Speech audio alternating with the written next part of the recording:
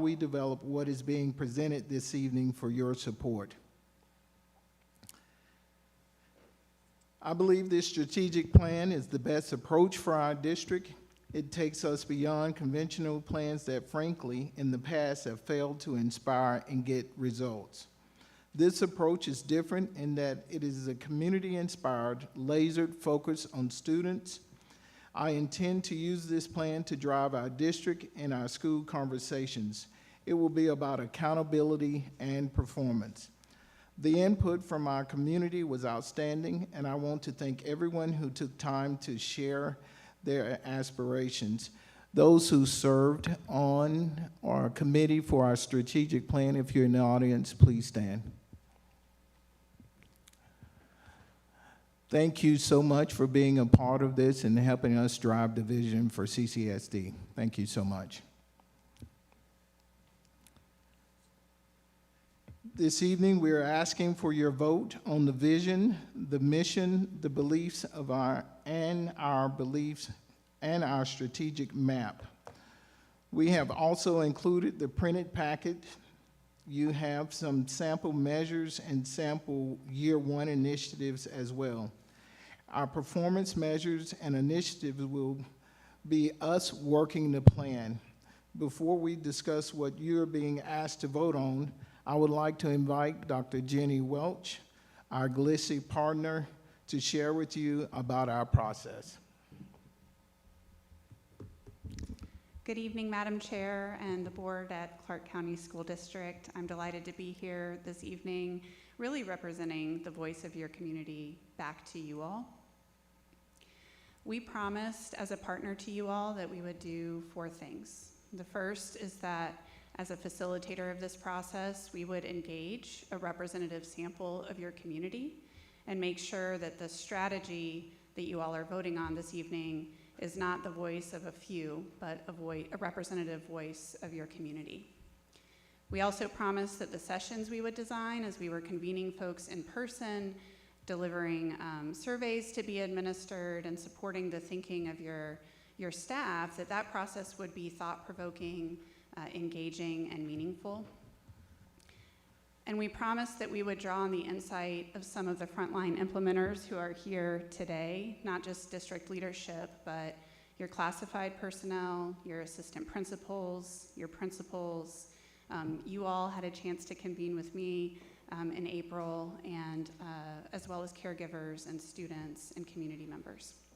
And then last, but certainly not least, we promised that we would enable long-term capacity building through the strategy and really support your team and the deep thinking that would need to happen for that to occur. I'm going to touch on the first 3 of those promises for you all, and then I'll turn it back over to Dr. Hooker to speak about the actual content, the why and the what of your strategy. With respect to representation, I'm proud to report that from the voices that we heard from, both through the survey and the meetings that we convened, we over-indexed for voices that have historically been marginalized, Black and Hispanic perspectives with respect to your ACC census. We had a chance to hear from 100% of your schools through the voices of your students. We convened several listening sessions with them. This is a photo from one of our elementary sessions in April, but every school was represented through student voice. As well as through our parent survey and community invitations to convene. And overall, we heard from over 1,700 folks, 493 community members, over 800 students, and then nearly 500 Clark County School District staff perspectives as well. In terms of the community feedback on the process, those data are also quite positive. I wanted to try to humanize this for you all a little bit. The photos that you all see here are a representation of those community listening sessions that we convened. One thing I think you all should be particularly proud of is your community. They turned out for these sessions, and they took the time to really share neighbor to neighbor what their experience has been of the school district and what their aspirations and hopes are for the future. And they took the time to listen to one another. So we had them interview each other. We did very little talking. They spoke to one another, and then we took the notes from those interviews, typed up every single word, and then invited, again, a representative group, a Plan Foundations team, to discern and make meaning about what those interviews meant. I love this quote from one of your 10th graders, that if we were to start living out the belief statements that are in front of you all for a vote this evening, that her experience of school would already be better. I'm particularly proud of those statements and the student voice that informed them. I know Melissa Ellard is here tonight because she was sitting behind me, and I don't know if she knew her photo was going to be on the screen, but this quote is actually from Miss Ellard. She participated in the action team process, which was towards the tail end, where we were really inviting folks who are school leaders and assistant principals like Miss Ellard and teachers to really help us think through how are we going to measure and understand our impact. And what Miss Ellard shared back with our team is that the process itself of really diving into community voice was a professional growth experience for her. We convened a teacher advisory panel at several points throughout this process, once at the beginning and then once at the end. We did a lot of gut checking and sort of iterative repeating back of, did we hear you right? And these are some notes from that final session with your teacher advisory panel. We had a teacher who was quite skeptical in April that this strategy would make much of a difference, and this quote is from that teacher just saying how pleasantly surprised they were that as they looked back at the notes from their session with us in April and then took a look at the strategy map, how much actual connection that they were able to find between what they shared and what's here. And then this is just a short video reel of some of those educators speaking with one another and looking for those points of connection. Again, we strove to include diverse thinking, diverse experiences in our process. This is a quote from a custodian. I'm just noting that having that opportunity to be in a space of collectively dreaming and thinking about what the school system can be alongside teachers was so affirming of the hard work that your teachers are doing. Again, I fall in love with every community I have a chance to work with, but I've fallen in love with yours, your staff, your students. Really, their voice is here in this plan. I'm going to turn it back over to Dr. Hooker now to share a little bit more about what's here. All right, thank you, Dr. Welch. The next two slides are what we are asking for your support on this evening and for the next 5 years. In your packet, please refer to page 6 and 7. Here you can see the vision, the mission, and the beliefs that our planning team developed using community input we received. On page 4 of your printed document, you would see the description of these. Our vision is our North Star. Our mission is what we exist to do. Our beliefs are underlying values that guide our work. I believe these will enable long-term capacity building. They provide the foundation for evaluating performance. As I attended our listening session and advisory councils, I'm particularly inspired by the student perspectives that are reflected in the belief statements. This is our strategy map developed by the planning team and refined by our action team. This visual communicates a change theory. As we move from left to right, if you achieve these objectives, then we will have the connected culture, the optimized talent, and thriving students. If we achieve these objectives, then we will meet our priorities and goals. The conditions created a system that I know will have a positive impact on students. For samples of performance measures and year 1 initiatives, please refer to page 8 and 10. We are committed to providing 2 things to the board and the public as we work our plan. First, quarterly updates. Our first update will come in January. These updates will include reports on the action steps and any results on performance measures we have. Second, an annual written progress report will be produced each July.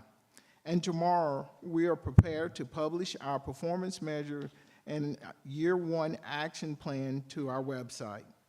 You will see our performance measures align with each objective, and our targets are audacious. It will require real work, and we are ready to start. I'm confident that this plan, one that is focused on adult action to improve students' experience in our schools, as well as the ones that will hold us accountable for our work, is what we need right now. It is urgent and imperative that we move forth with what our community asked of us, to provide an educational journey to empower all of our students to fulfill their journey, their potential.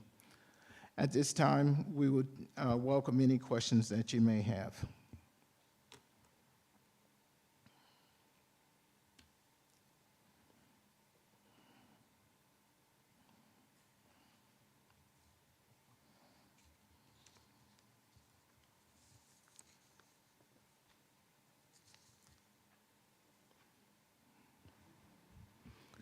Any follow-up questions, comments? Madam Chair, Sure. Dr. Hurd, I'm going to just ask you a simple question. Can you and your team do this? Yes, I'm confident in our teachers, I'm confident in our administrators, as well as our district office. Some of these goals are very audacious, but here's the thing. We're working as a team to ensure that all of our students are educated at their potential. This was a process that involved over 1,700 people. I think this is probably the most involvement that this district has had in preparing a strategic plan. We're excited about this and looking forward to kicking it off. Thank you. You're welcome. What is connected culture? The connected culture is our community, working with our community. Is diversity and inclusion included in that somehow as a part of that definition? Yes, ma'am, it is. Thank you. Mr. Denson? Thank you, Madam Chair. Dr. Hooker, I guess my question is, how will this plan be updated at all moving forward over the next 5 years? Are we looking at this as being as living and somewhat flexible and something that might be revisited in, say, 3 years because things have changed? This is a fluid plan. We will be able to adapt if we see it's not working. We need to make adjustments. Yes, sir. Okay. And the other thing, because I know we got this document that has like the action plan and the list of objectives. Are those going to be published also just for, transparency and so that the community can have a better idea of what the performance measures are that we're looking for? We will post everything to the website as soon as it's approved by this board. Okay, thank you. Yes, Dr. Yeager.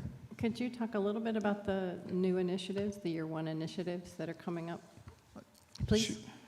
Sure. Let me pull that plan before me. Sorry. Yes, year one initiatives.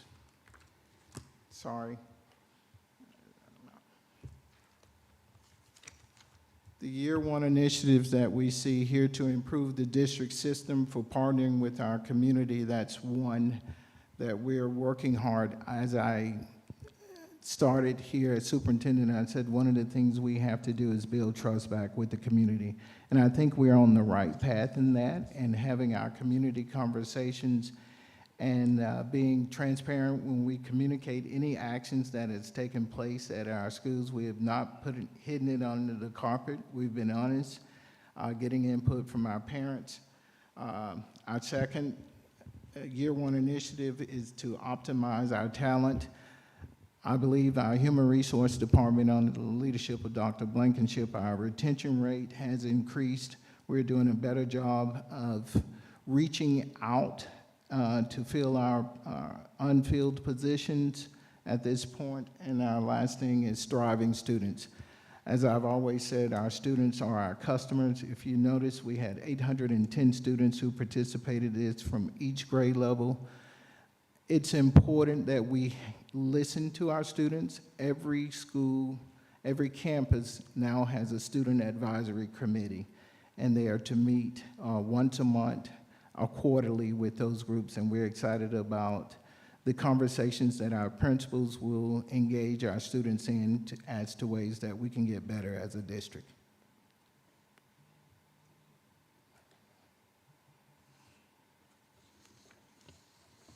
Additional questions?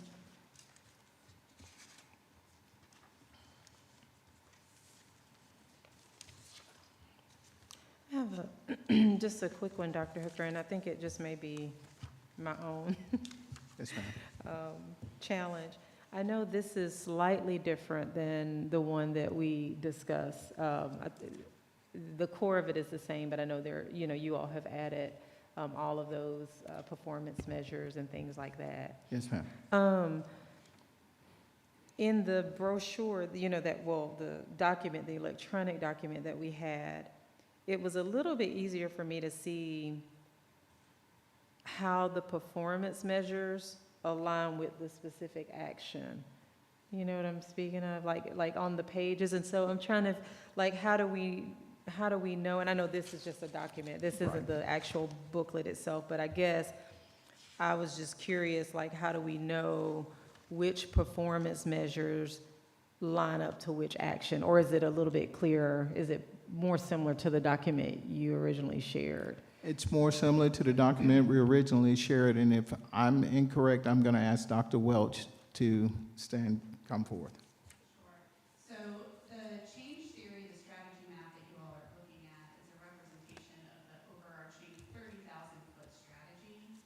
For each of those, for example, creating a safe and trusting environment for staff and students, what the action team did this summer was develop a set of performance measures that's also a change theory. If we achieve measure A, measure B, and measure C, we'll create a safe and trusting environment for staff and students. I'm not sure exactly what you all have in front of you and how it's organized. I do know that what they're planning to post to the website on Friday will show each objective and then the measures that connect to it. Thank you. That was my question.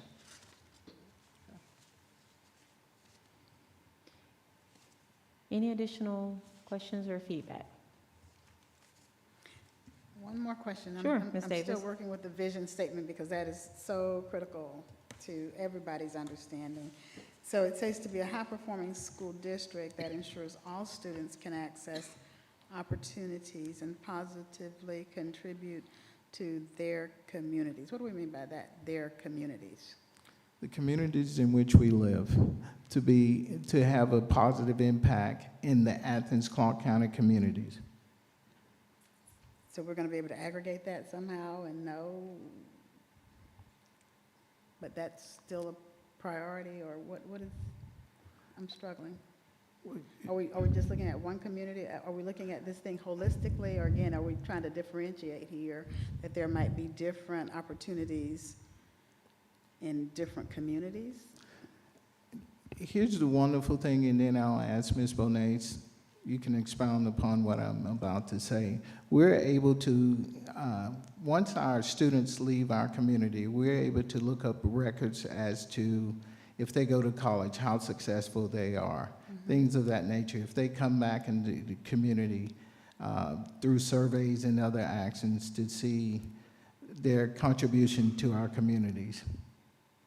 And that information, I believe Mr. James Barliman has provided to us through some of our professional learning sessions and working with our principals, trying to find better data as to how, when our students leave us, how successful they are, or when they come back, what line of work are things that they're doing in our community.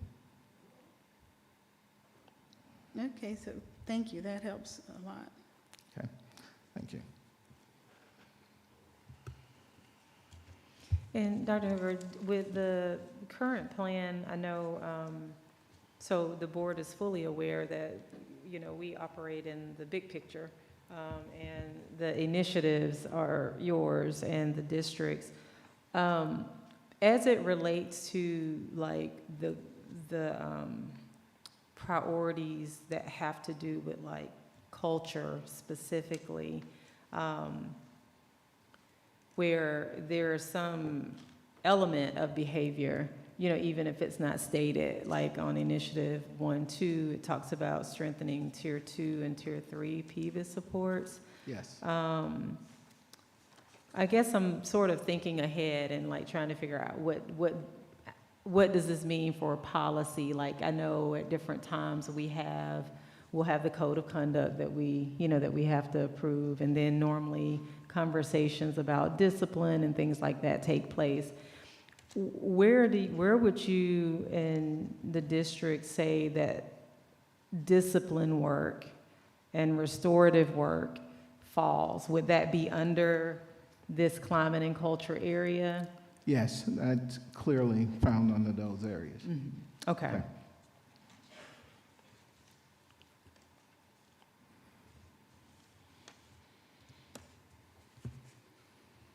All right. Dr. Yeager? I just wanted to say, getting the document from the email with all the details was great. Thank you for that. And That really helped me see what you were talking about. So I hope that's part of what we release to the community as well. yes, that will be part of it. And I have to give kudos to the committees that worked on this, as well as district office staff who worked tirelessly to get this information. And I'm very proud of the work that we Yeah, produced for you guys. it's a great document. Thank you. Thank you. And thank Glissy for facilitating this whole process. Dr. Welch and her team have been here several times and worked with our teams to get this developed. Oh, sure. Thank you.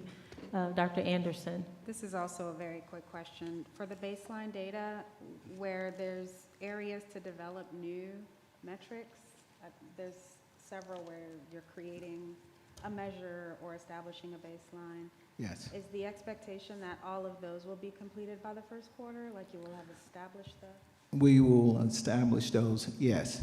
It will be done, yes. Thank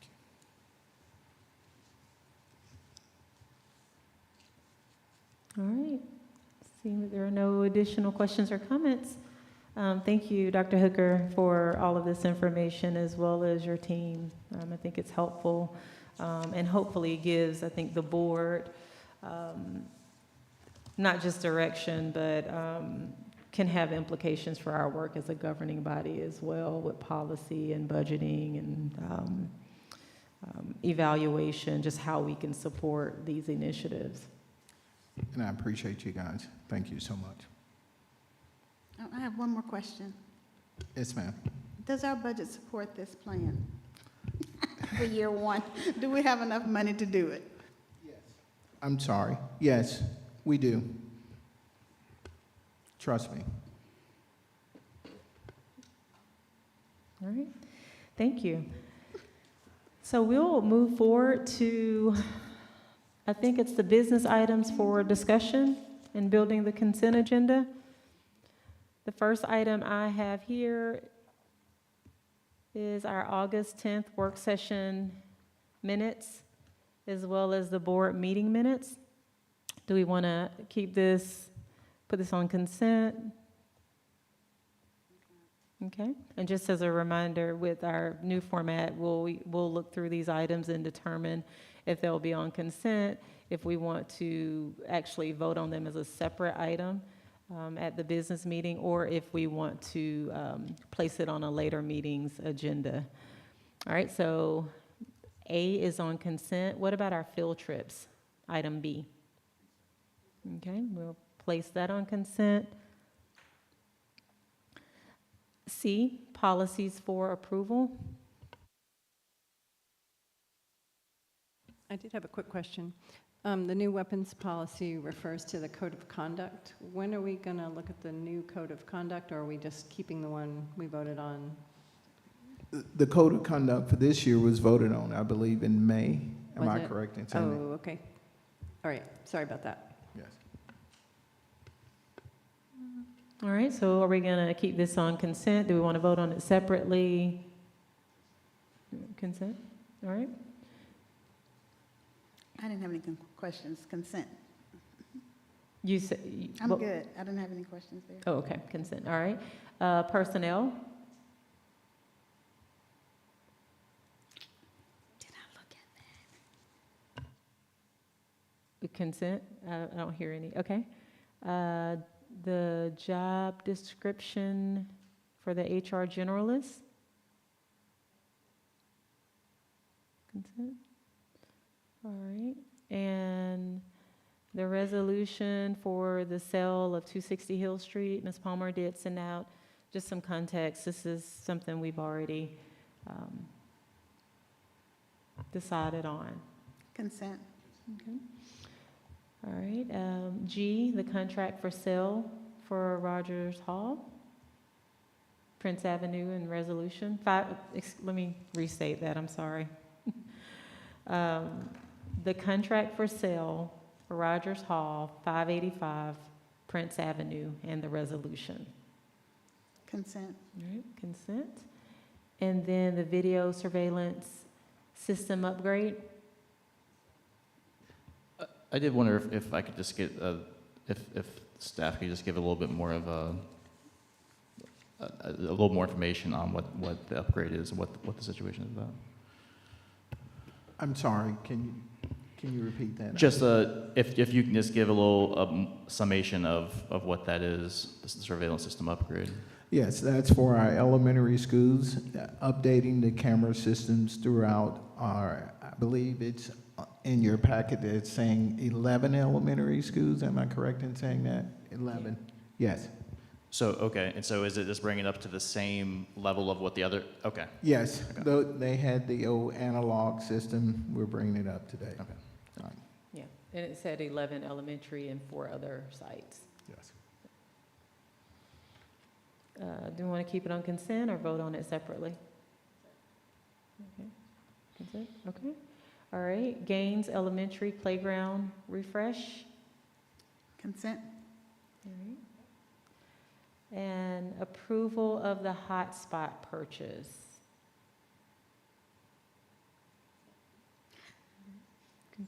Let me ask a quick question about this. I know when we originally spoke about it, we sort of inquired around about how useful and effective, or if we had any information about whether families were using them. And if I'm not mistaken, Mr. Taylor Duke did answer that. We have 316 of those 500 being used by families, and this is a renewed contract for those hotspots. They're already in their homes and they're being utilized. Okay. That's good to know. Okay, so it's not new, they're just renewing the service. Yes. Okay, all right. Ms. Davis, I'm sorry, I think I cut you off. I'm sorry, I didn't know my mic was on. That's good to know. Yes. All right, so do we want to keep that on consent? All right. Approval of Clark Middle data cabling purchase? Yes. Okay, is that a consent? Mr. Denson, you're looking, okay, I thought I saw, all right, that you may have had a question. Let's see, are we at L? Okay, approve Clark Middle's projector purchase? I have a question on this one. I Yes. know that the district is going to do a refresh of all of the overhead projectors, That's correct. and we're going to go to the laser. Is that a part of this, or is this something completely different? Taylor, I don't want to give you the wrong answer, so the man who does all this work can answer it for you.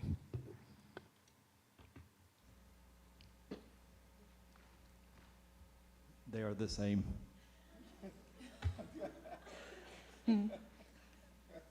Okay. Thank you, Mr. Duke. All right, so Dr. Evans, did that answer, do you have any follow-up questions I should ask? No, ma'am, no, Okay. no, I just feel bad for him to walk up there to say it was the same. Could have just yelled it out. Yell it out next time if it's just the same, please. All right, consent? All right. M, the change order, CMS change order? Is this is the power thing? Okay, I just want to make sure, yeah.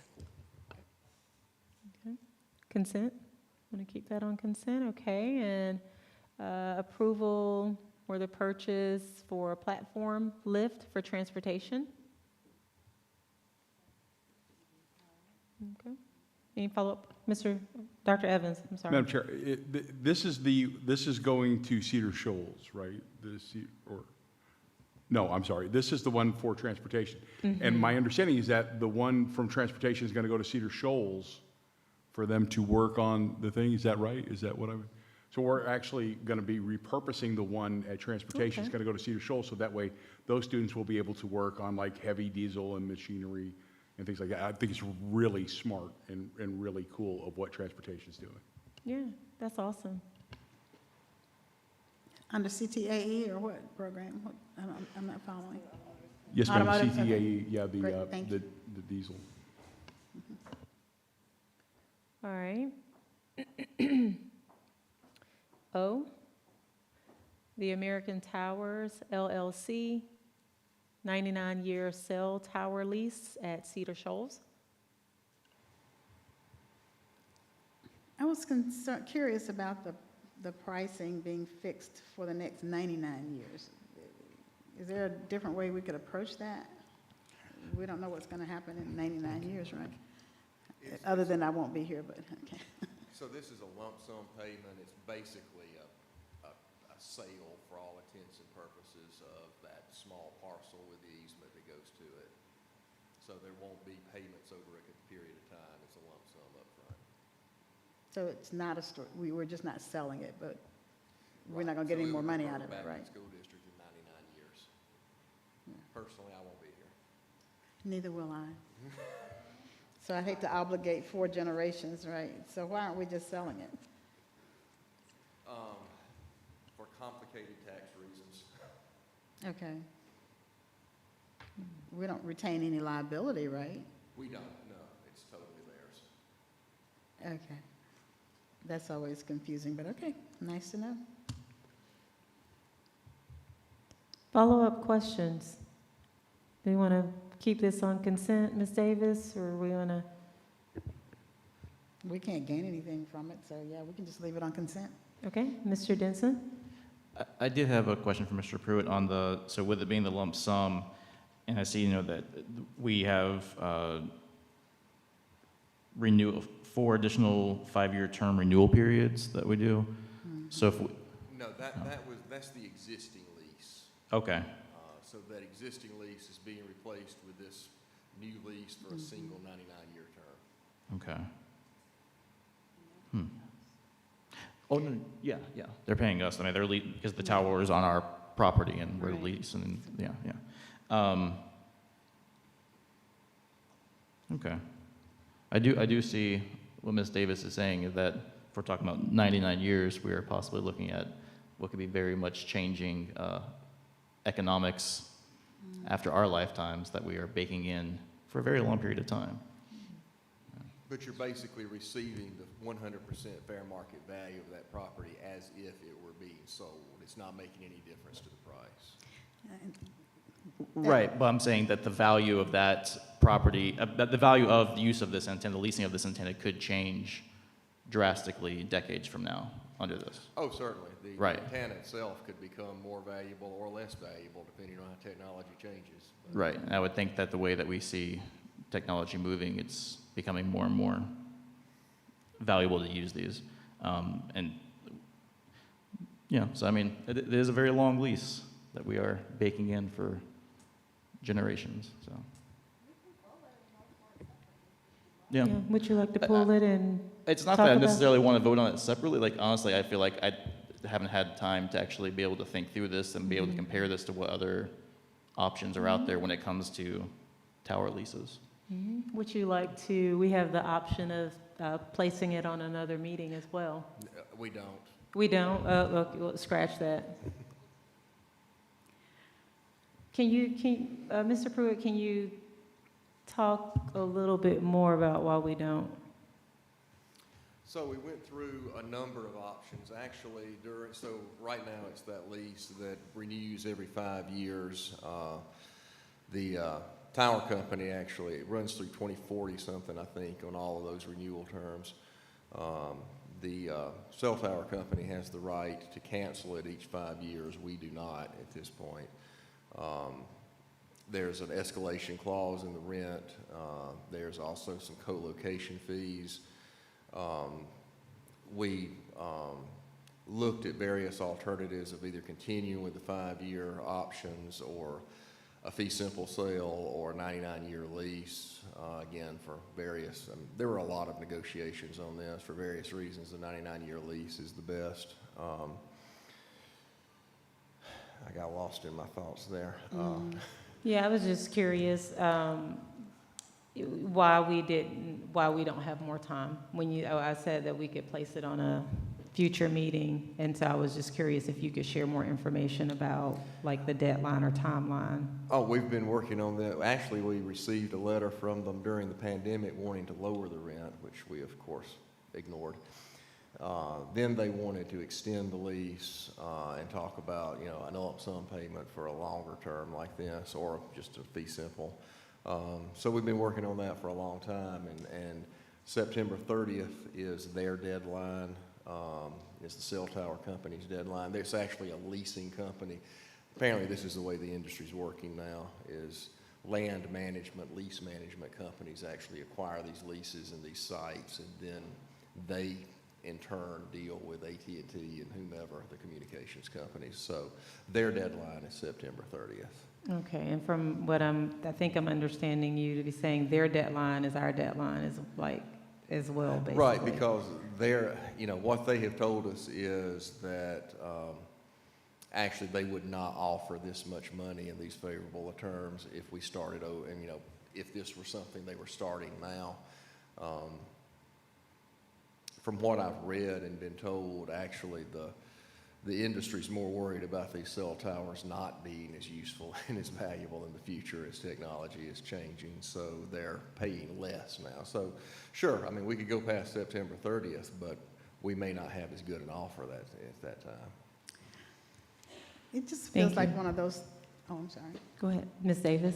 It feels like one of those things that we would have had some type of conversation about this prior to it being on the agenda for a vote.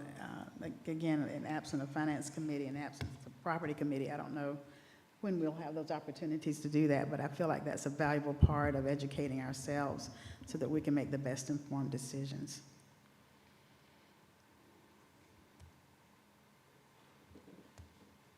I would agree with that, yeah.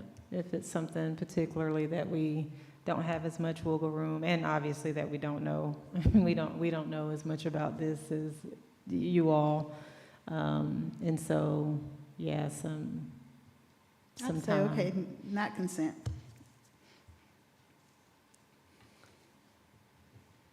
All right. Are there any, so we'll pull it from consent to vote on it separately. Are there any other clarifying questions that that anyone has right now?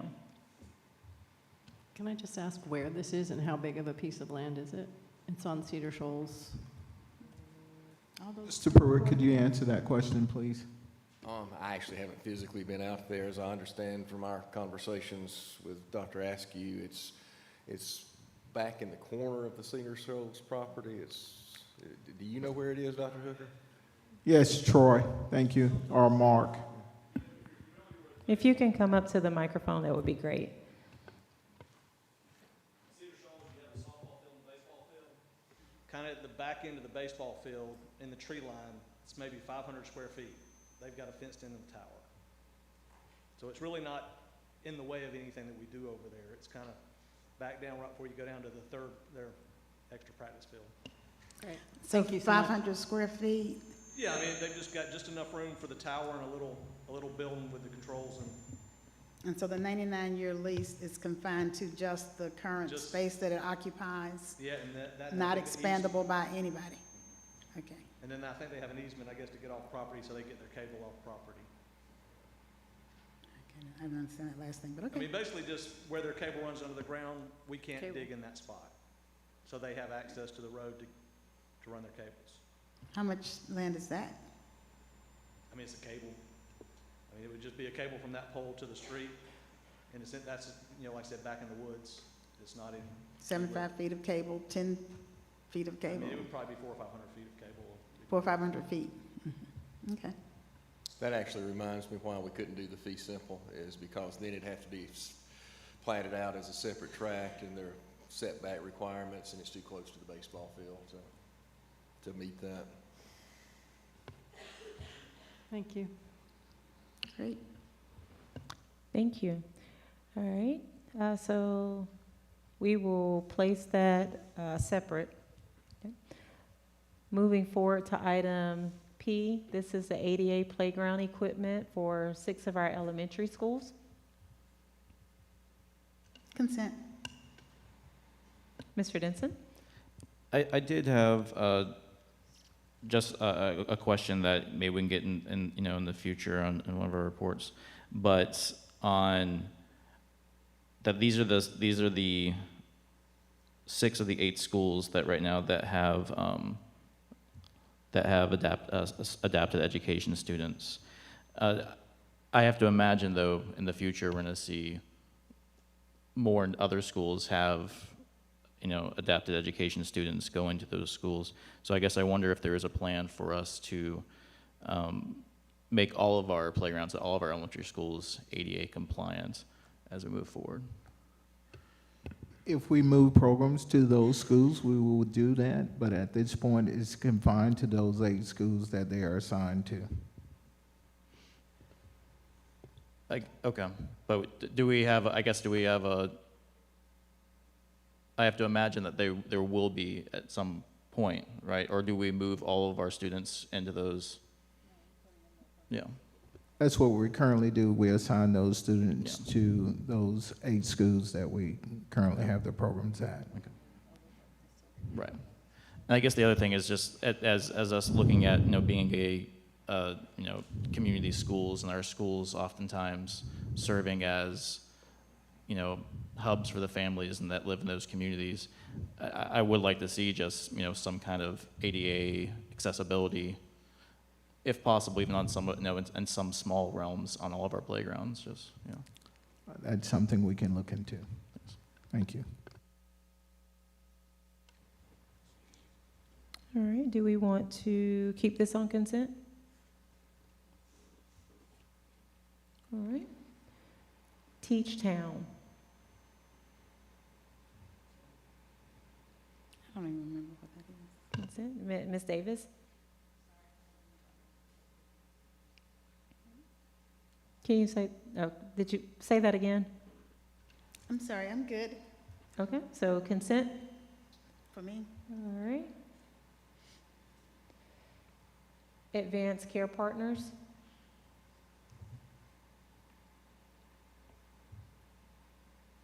Consent? Any follow-up questions? All right. Children's Health Care of Atlanta.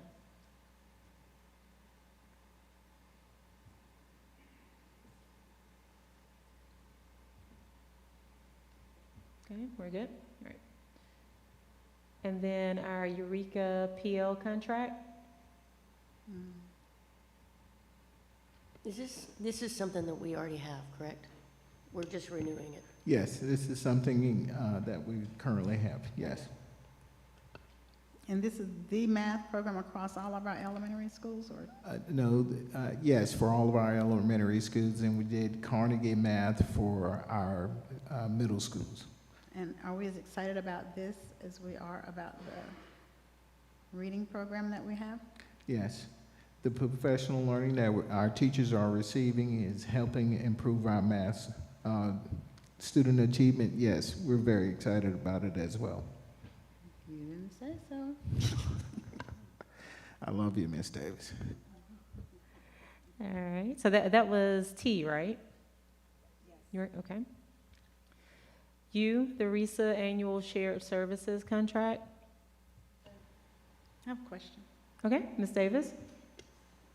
So I think that I might be just kind of making RESA as small as Rutland, but it does much more, I assume. A lot more than just Rutland. They offer other services or occupational therapy, other things that they work with our students, but they also offer professional learning for our teachers as well. They have a leadership academy. There are other things that they do. We don't ever get any reports on that, so is there some way that we can hear more about their contribution as we go along, and especially with a new strategic plan? How do they fit in that? They are a huge part of our strategic plan as we develop leaders. We currently have 13 individuals who are part of their leadership academy, which builds a pipeline for us, for our assistant principals and other leaders across the district. There are other services that they offer to us that has been beneficial not only for our school district, but for the other 13 school districts in the Northeast Georgia area. Right. Do our teachers get to rate them, or do we get any reports out from them in terms of what they received from this? Anytime Marisa has done any professional learning for teachers, they always do surveys to get feedback from their teachers as to how they can improve. So it is, I've had interaction with them for a number of years, and they've always provided A1 level services to our school district. And I'll tell you what drives this is we're heavily invested in professional learning Yes. going forward, and I'm anxious to understand if the providers are meeting the expectations of our participants that are paying to participate in those programs, Yes. as a way of understanding our financial commitment there. We receive feedback from our teachers, and if there are issues or things that we need to have our contracted services people to improve upon, we have conversations with them. And if they don't improve, we do not ask them to return. Thank you. You're welcome. Dr. Evans and then Mr. Denson? The question, funding source, it's coming from from the general fund, correct? Mr. Yes. Yes. Yeah, it just wasn't in here. I just wanted to make sure that that's where it was coming from. Mr. Denson? Thank you. My question was, because it states in here that the amount that actually the contract has is slightly higher than what we approved with the FY24 budget. Do y'all know how much of an increase it is? The slightly higher increase is? Because I looked at the attachment, and it has the new contract amount, but I just don't see what the estimated amount was that we approved. Could you use your microphone, please? Thank you. It's a little over $100,000 difference, Mr. Denson. Typically, what we do is at the end of the year, this is for our special ed services, shared services for special ed. So typically, at the end of the year, we kind of reevaluate and see if there's any money left on that side as well. The majority of the funding, it is budgeted in the general fund, though. That is correct. So. Right, just what was budgeted was $100,000 less than what the actual contract Yes, sir. ended up being. That is correct. Yeah, and I think they note in the memo they said they typically don't have the pricing until this time of the year because they base it on March FTE numbers and then they adjust it over the summer. So it's always a little bit of variance in it each year. Okay. $100,000 is definitely a little more than what I would define as slight increase, but yeah. Thanks. Yes, sir. I have a quick question about this with the RISA and how it has I think this is the breakdown of the different counties. That's how I understood it. Yes.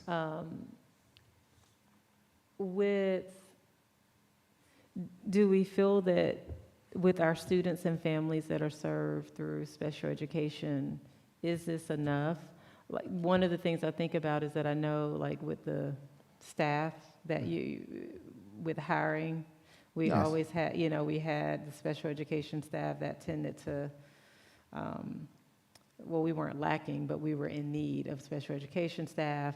And then although we're giving them this $1.4 million, or paying for these services, I guess I'm just curious, how do we know that it meets the needs of our families and is more needed? And they offer specialized services that it may be difficult for school districts to offer. For instance, occupational therapists, and what's the other one?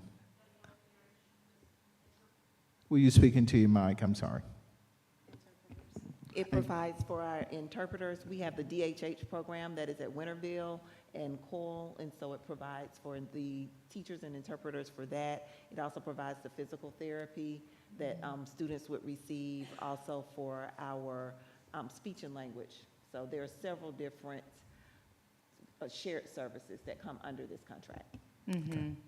Yeah, so I'm able, yeah, I can see the different ones. I guess my specific question is, do we find that it's enough for the families of children who are served, or the children who are served through our special education programs? And I would say, yes, they're providing adequate services for those families, and they work with those families, or in constant communications with those families to ensure they're providing the right services. And they also sit in on IEP meetings to ensure that they get adequate amount of service.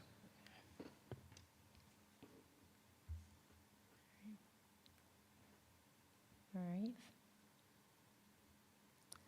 All right, consent. All right, moving forward to V, accept the funding allocation for the Clark County Nita M. Lowry 21st Century Community Learning Centers grant. Okay, consent. W, the funding allocation for the Clark County Nita M. Lowry 21st Century Community Learning Centers Fostering Future Success Program for elementary schools. Okay, consent. All right, and then X, the approval of the FY24 annual CTAE and local Perkins plan.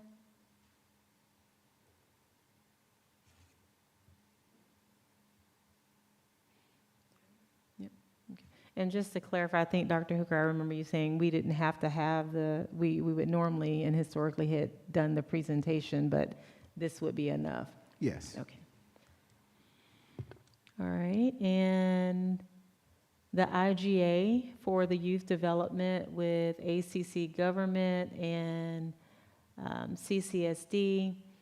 I know this has sort of been a little while in the making, and Dr. Hooker and Mr. Pruitt was able to provide some feedback, or I think Mr. Pruitt provided feedback for us. So I do want to open the floor for any points of clarification, discussion, and then for us to determine where we want to place this on the agenda. Dr. Anderson? So I did see that Ms. Palmer sent an email to ACC Gov asking for clarification on those points. Have we heard anything back? As of 4 o'clock, he did. As of 4 o'clock, I hadn't received it. Lisa just forwarded it to me. I'm sorry. Mm-hmm.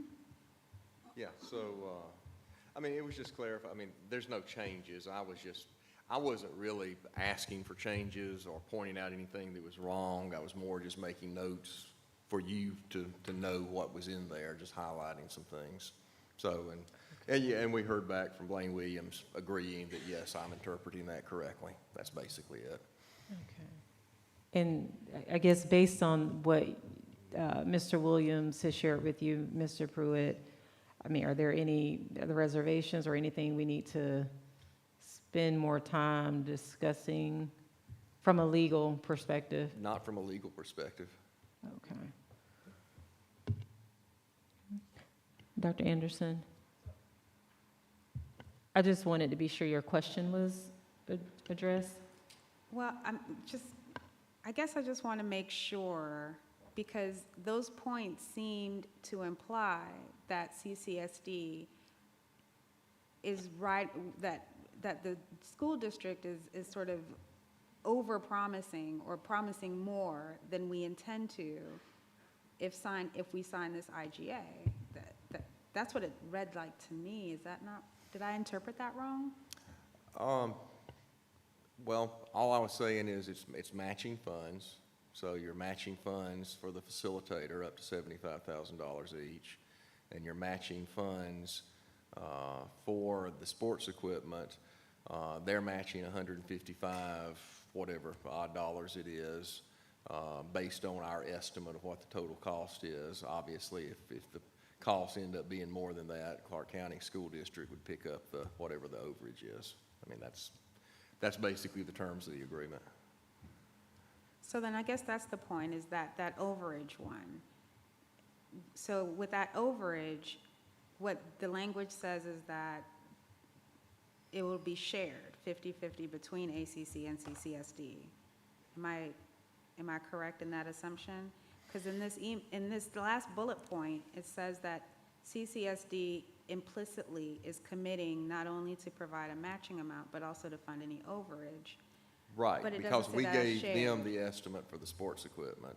So they said, we'll commit dollars that are half of that.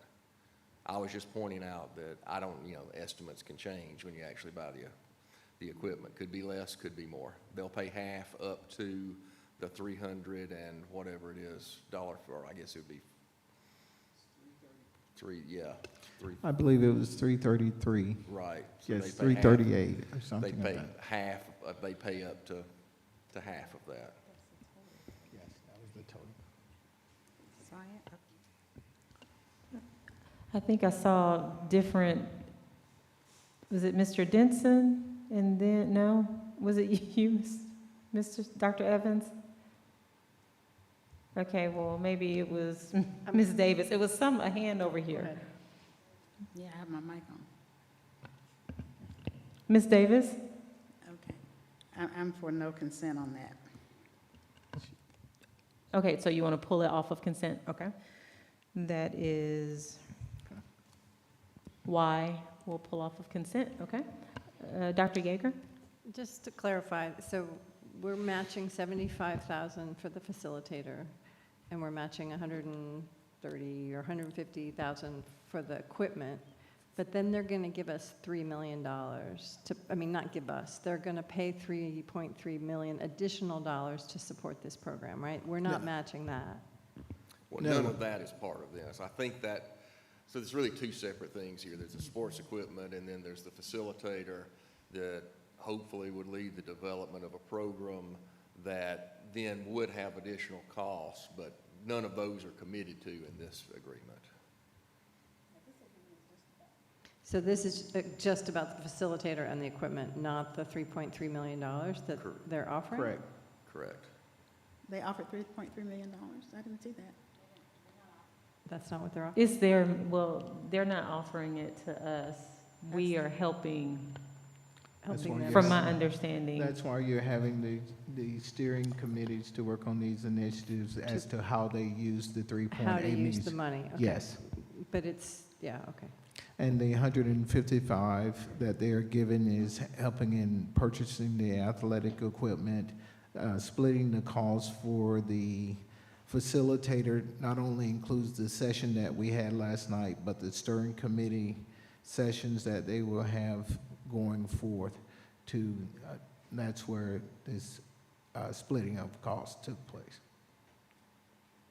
Okay. So we're just buying into the process. Right. Do we, before I'll come to you, Dr. Evans, let me just clarify.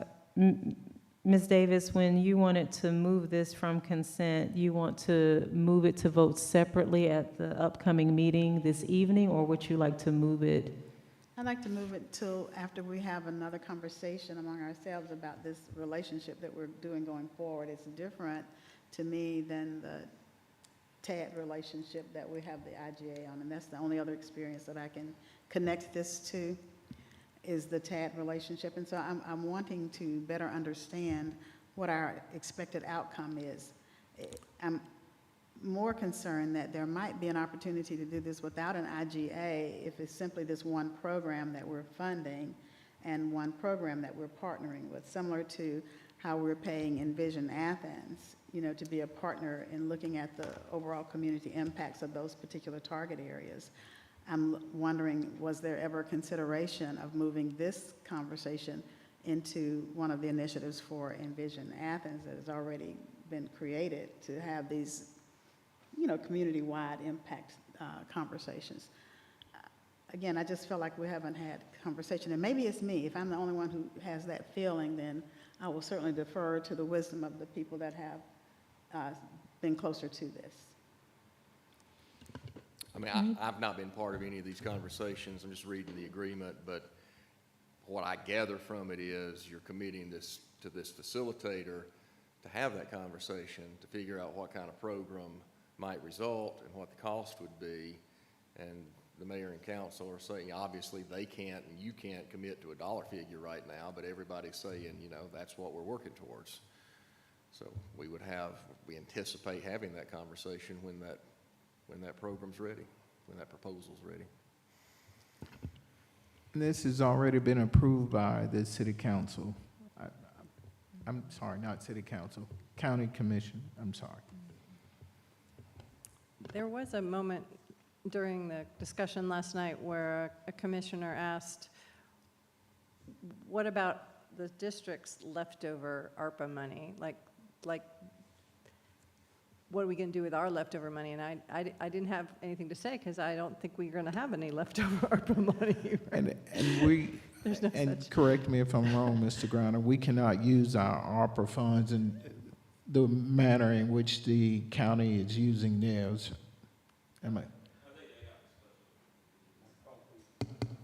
I think they have a special provision that allows them to do that. Now, kind of looking at Dr. Elder, but I think that's.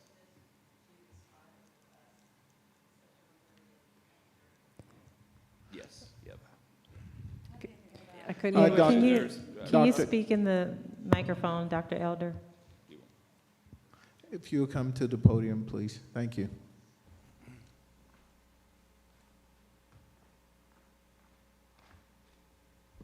So our ESSER funds are already accounted for and budgeted, and we do intend to spend those funds within the grant year. Our grant year ends this September. We'll have carryover for 1 year, and then that closes a year from right now. And so a contract has to be met within the grant term. So anything 3 years would be beyond what this grant could do. And so to clarify, that means that, does that answer your question, Dr. Yeager? Is there money left to match? I think that's what I heard you Yeah, asking. there's an implication that they want us to chip in millions of dollars to this, and I didn't know that we had planned for that, and I didn't think we had leftover ARPA money. So, yeah, thank you for At this point, clarifying. it's budgeted. It's all budgeted. Yeah. Dr. Hooker will have a chance to rebudget anything with carryover in January. Right now, we have intent to spend all of our funds. Yeah.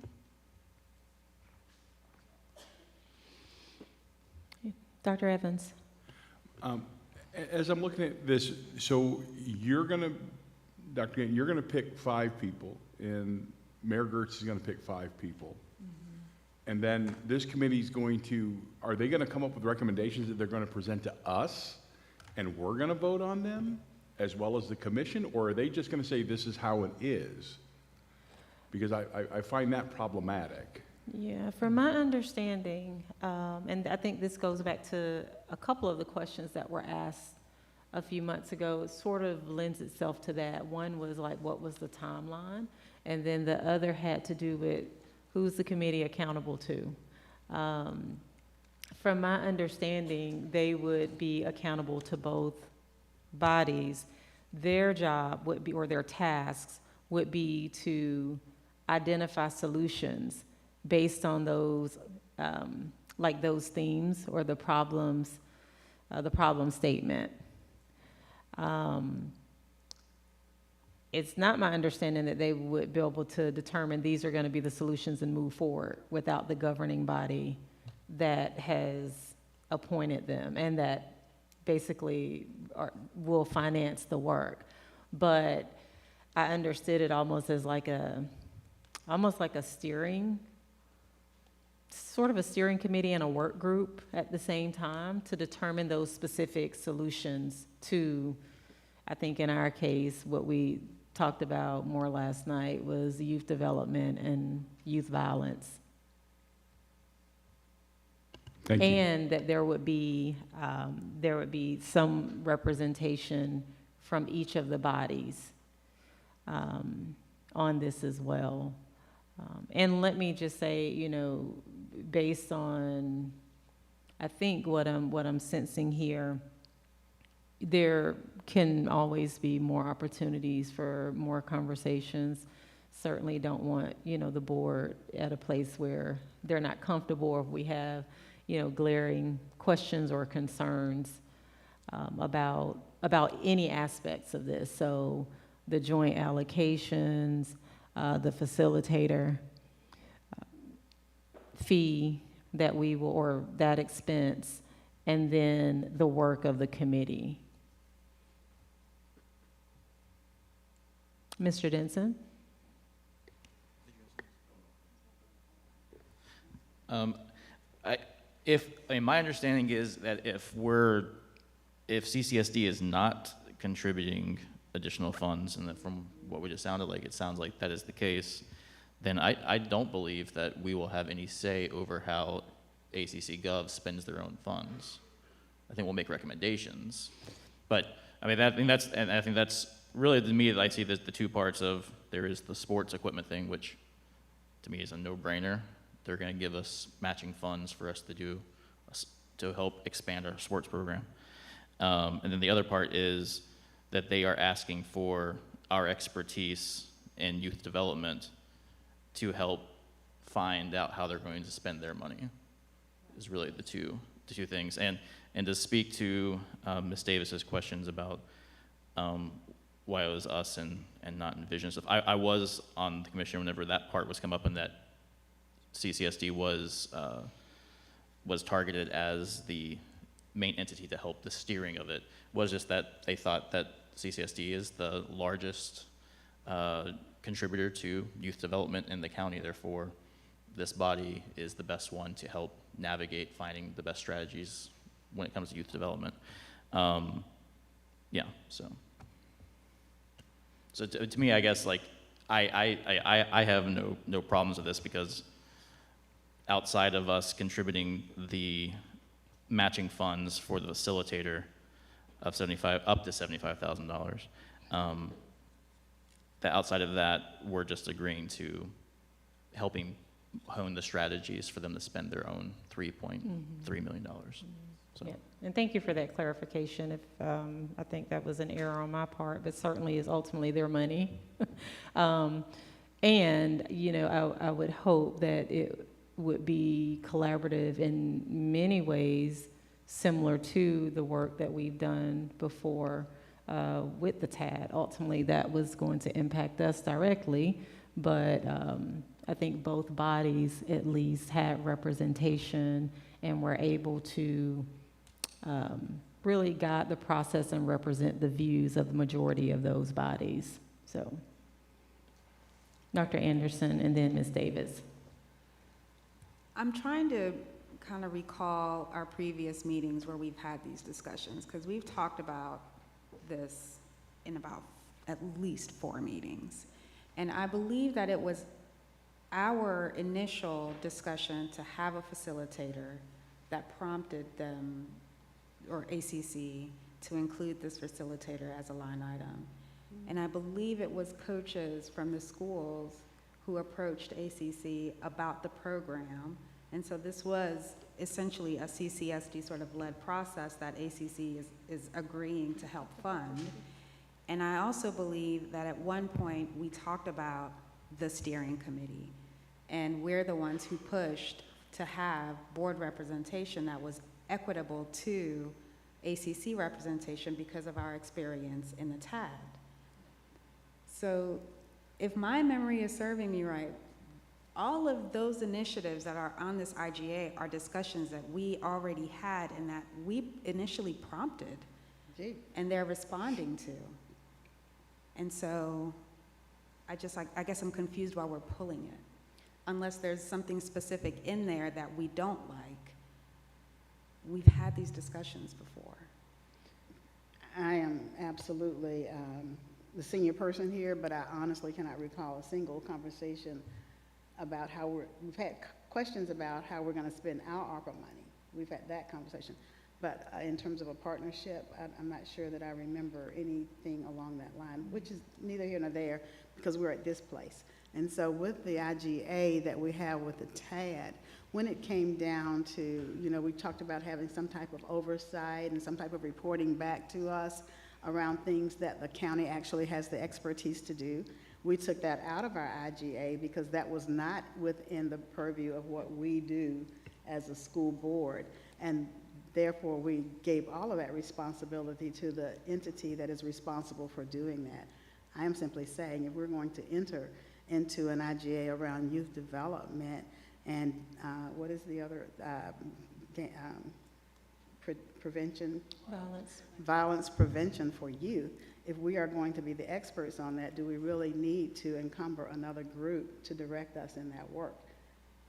So why would we then need a partnership? Why wouldn't in this IGA be just like the other? Here's the amount of money that we're going to match, and this is how we want to trust you to allocate the funds. Yeah. Well, and I think it's, if I may speak to both, I think it's a little bit of both. One, we have talked, almost, it sort of feels like in passing, because it has not been an action item, which means it has not been like dedicated and set aside to have a full discussion.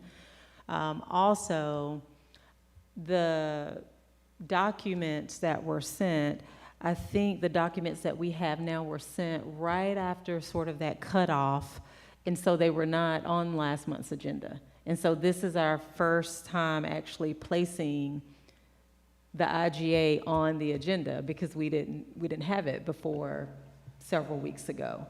And so I think it's a combination of both. We have talked about this a couple of months ago. The board, we gained just some I assessed for general consensus if we wanted to move forward with the partnership, if we wanted to tell Clark County, yes, go ahead and start the paperwork and drawing up the agreement. And so there was some information shared. It was more, the information that was shared was just what we had at the time. We did not have the agreement at the time. So I think both views certainly belong. We've talked about it, and we have not talked about this IGA as it exists with these specific comments. But overall, it's not the concept and the core components of this are not new. We've talked, the partnership has come up with the committee as well as the joint allocation to support our programming. So I'll concede on that. Absolutely, we talked about what does it mean, and then the next thing we got was the agreement, and that's what I mean. Like, we didn't have a discussion beyond go forward. All right, and just to clarify, do we want to place this? I know we're moving it from consent. Do we want to? Is it the consensus of the board that we want to go ahead and vote on this tonight, or? So the only two options for the work session are to remove it from consent or not. And if any one member wants it removed from consent, then it goes on as a separate agenda item for your regular meeting. You can decide what you want to do then. At that time? Right. Okay, all right. Okay, so, so it's going to be a separate item at the business meeting. All right, thank you. Z is adoption of the 2024-2029 strategic plan. Madam Chair, I had a quick question before we get to that. Did we place X on the consent agenda? X. Mm-hmm. Okay. I wasn't sure. Because there was the discussion about that normally we get a presentation, but yeah. Mm-hmm. Yeah, we normally do get the presentation, but we don't have to. Yeah. Would you like to move it from consent, Mr. Denson? Yeah, I mean, yeah, I guess I would, at least if we can talk about it, because I mean, that was like an 85-page document, and I like tried to even, especially with 26 items on here, was not able to really dive into it at all. And a presentation, I think, on something that would have been very helpful, but, you know. So I guess I would like to remove it from consent. Okay. And so that was X, right? The approval of the annual CTAE? Yes, ma'am. Okay, all right. And we have Z, which is the adoption of the 2024-2029 strategic plan. I'm sorry? Not consent. Okay, and so we're going to vote on that separately? Yes, that would be great. Okay. All right, and Ms. Palmer, can you confirm which items you have that are not on consent? I have the strategic plan, the CTA local Perkins plan, the IGA for youth development, and the American Towers LLC. Okay. Okay, all right, thank you. All right, we're at item 7, it's 6:43. We will adjourn our work session, and we'll be back in about 15 minutes. Really?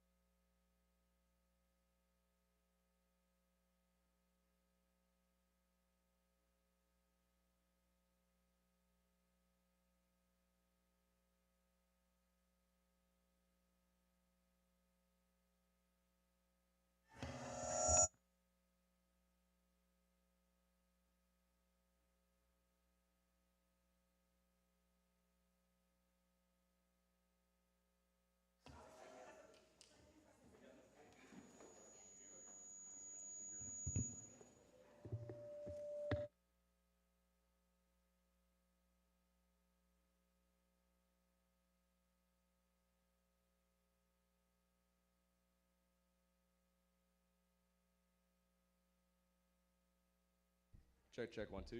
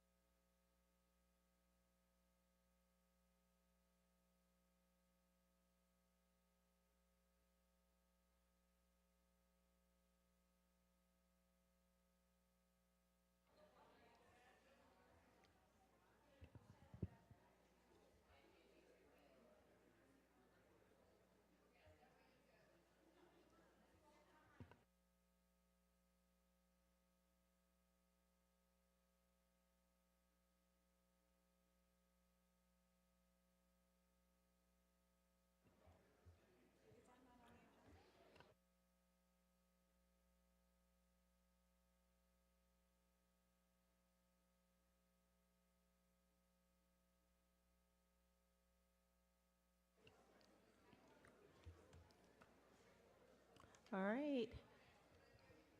We are going to go ahead and get started with our business meeting for September the 14th, 2023. We're going to call the meeting to order at 7:02 p.m. Dr. Hooker, if you would conduct roll call. Yes, Madam Chair. Ms. Heidi Hensley. Here. Ms. Claudia Butt. Ms. Linda Davis. Here. Dr. Patricia Yeager. Here. Mr. Tim Denton. Here. Dr. Mombi Anderson. Dr. Lakeisha Gant. Here. Ms. Nicole Hull. And Mr. Mark Evans. Here. Thank you. So we do have a quorum. We're going to move forward to item 3. And this is our silent meditation and pledge of allegiance.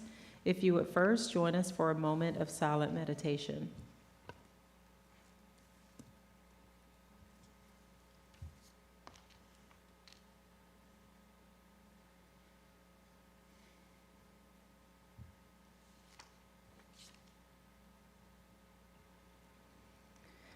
Thank you.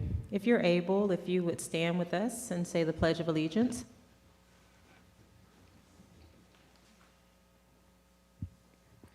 I pledge allegiance to the flag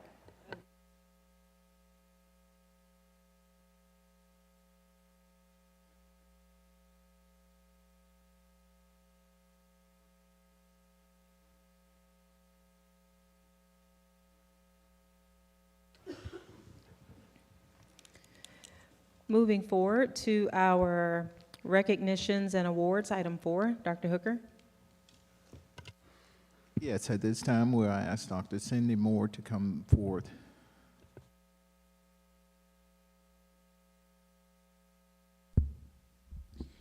Thank you, Dr. Hooker. Good evening, Dr. Gant and board members. Before we get started tonight with our district recognitions, we want to acknowledge a special group of college students from the University of Georgia who are with us tonight and give them a warm CCSD welcome. Mr. Nick Childs and students from his graduate newsroom course are here with us to observe and cover the meeting as part of a course assignment. So if you have an opportunity to talk with them, please stop and do so. And thank you all for coming. All right, we will get started with our recognitions. We are going to start a little bit differently tonight with a group of students, very special group of students from Clark Middle School Science, Energy, and Adventure Team, SEAT. This past spring, they won the Georgia and National Junior School of the Year recognition for the 3rd year in a row from the National Energy Education Development, or NEED, project. Under the motto, Energized Kids Leading the Way, the team spent this past year promoting energy education and natural resource protection in their school and throughout the community. We are joined tonight by several of the SEAT team members and their faculty advisors, Ms. Audrey Hughes and Mr. Javon Winston. And we'd like to turn it over to Ms. Hughes and the team for a brief presentation of their work. Then we'll have them come up on the stage so we can take a picture with all of you and all of them. So, Ms. Hughes, SEAT, come on up.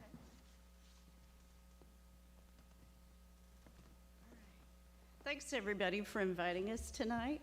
I'm Audrey Hughes, and this is Javon Winston, co-sponsor, and we are delighted to be here that you want to hear from the kids. We are getting our slideshow set up. So, you ready?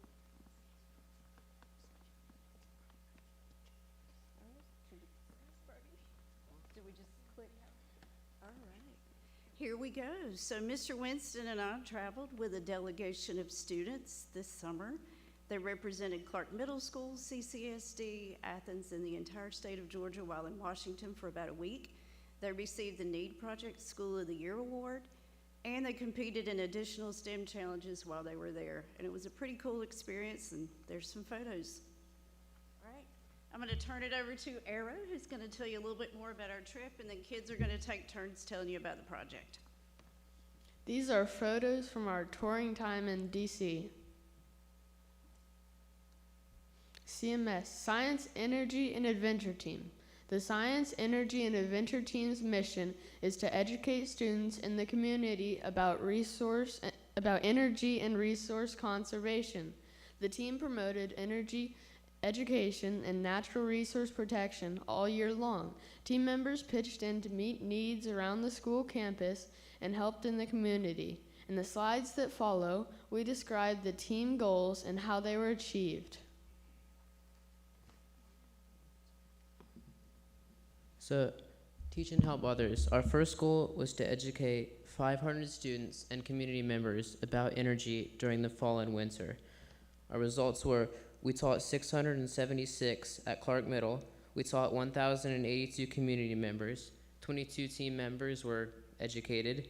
There were field trips for 450 students. Over 1,000 adults received e-newsletters, and 153 students volunteered at CMS.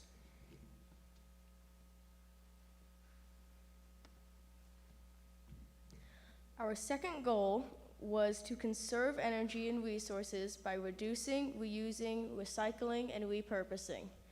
The results of our second goal were that 1,980 people learned that recycling saves energy, 680 students learned about the Trash Hunger campaign. We donated recycling credits to the World Wildlife Fund, Food Bank, and UNICEF. We made 75 ornaments from recycled items, and we recycled 102 Christmas trees. Our third goal was to grow and cook your own. Third goal was also to promote the consumption of local foods, growing food crops, and cooking at home among Clark Middle students to reduce transportation energy demands. The results of Goal 3, local foods are available for lunch more often. Our fourth goal is to educate 1,000 people about energy and conservation during Energy Education Week and the month of March. Our results were that we shared information directly with 127 adults. We taught roughly 1,100 students in person. We taught at least 4,000 others in person and remotely with student-created films, art, and literary works in the Athens Clark County government's webpage, and the Ripple Effect Film Festival, and the displays at the Linden Art House Gallery.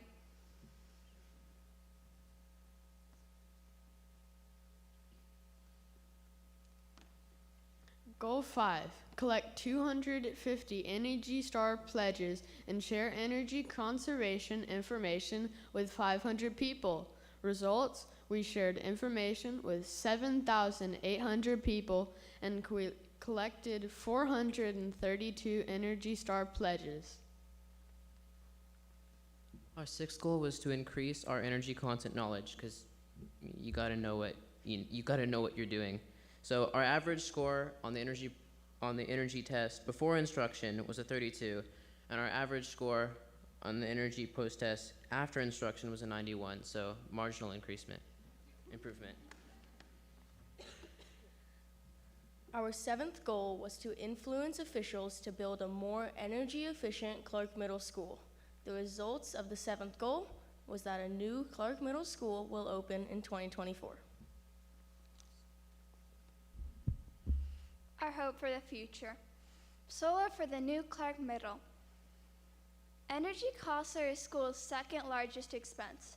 Transitioning to solar or other forms of green energy can pay for itself in 6 to 10 years. Federal, state, and local grants are available to help decrease the initial cost of green energy for school districts. 1 in 10 schools in America now uses green energy. Money saved on energy costs can be used for other things that CCSD needs. Thank you for inviting SEAT from Clark Middle to share its work and hopes for the future with you. Please continue to support the team in its mission to educate others about energy and conservation. Thank you.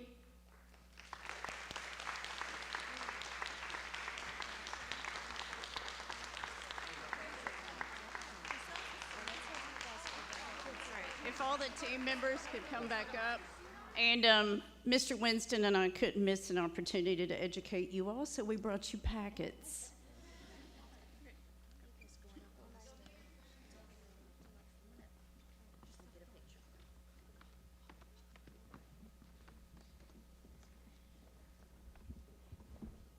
What a great group of students. And as I always say, if we ever forget why we do what we do, this is it. So we'll have the board come down. You'll look at Mr. Thompson here, and once the board gets down, we'll take some photos.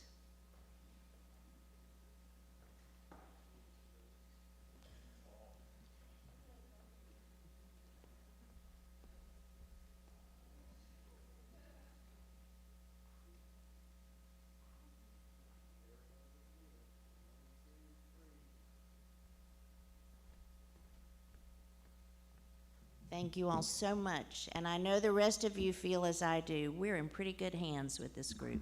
So thank you. Good job. Are you going to click? Thank you. All right, next up, we'll move on to our Employee of the Month. Our Employee of the Month for September is Miss Amanda Price, art teacher at Clark Central High School. I'll ask Miss Price to come on up. As she makes her way to the stage, I'll tell you a little bit about her. Miss Price is in her 10th year of teaching and her 7th year with both Clark Central and Ccsd. She teaches all levels of sculpture and photography classes as part of the school's visual arts program. She writes, "My favorite part of teaching is the role I get to play in my students realizing their potential, creatively and academically. There's a level of trust that you need in order to express yourself, and building the relationship with students is what I enjoy doing most." Ms. Price's ability to build strong relationships and connections with her students was the basis of her Employee of the Month nomination, which came from a parent of one of her former students. The parent wrote that Ms. Price encouraged her daughter to join an art-related club at school, encouraged her and helped her to enter many art contests, helped her prepare her portfolio for college applications, and even attended her solo show at the Ace Francisco Gallery, which was so important to her. You know who that student is. Yeah. The parent also said that when her daughter was going through a tough time, Ms. Price provided a safe space for her to create art in the art room in the early mornings or whenever she needed a moment to compose herself during the school day. She concluded her nomination by noting that Ms. Price's success as an artist and having graduated from the University of Georgia has inspired her daughter to apply for UGA's art program and pursue a professional career in art. We are so grateful for the leadership, mentorship, and encouragement that Ms. Price offers to each of her students. Amanda Price is an inspiration to so many students, and this is why I feel she deserves to be recognized. Dr. Summer Smith, Associate Principal at Clark Central, added, "Ms. Price is a strong creative force at CCHS. She has a passion for bringing exposure to the arts to all students, and that passion is evident in her classroom as well as outside of the classroom. She helps students tap into their creativity through a variety of media. Her classroom is full of student art and student pictures, which is a physical display of her values. Even students not in her class benefit from her work to help bring beautiful wall murals to our school. We are very appreciative of the artistic focus that she maintains here at Clark Central. Please join me in congratulating Employee of the Month for September, Amanda Price."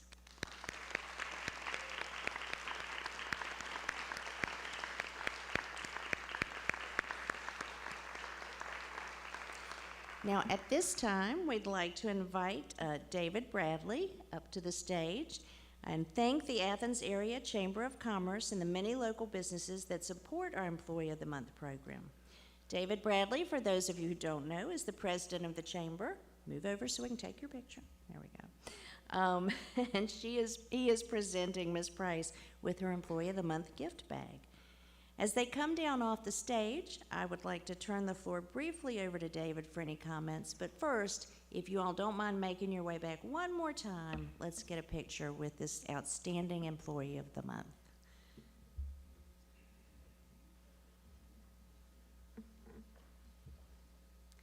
As they're making their way down, we'd like to thank all of the community members who submitted nominations over the past week, and remind you that anyone in the CCSD community can nominate an Employee of the Month.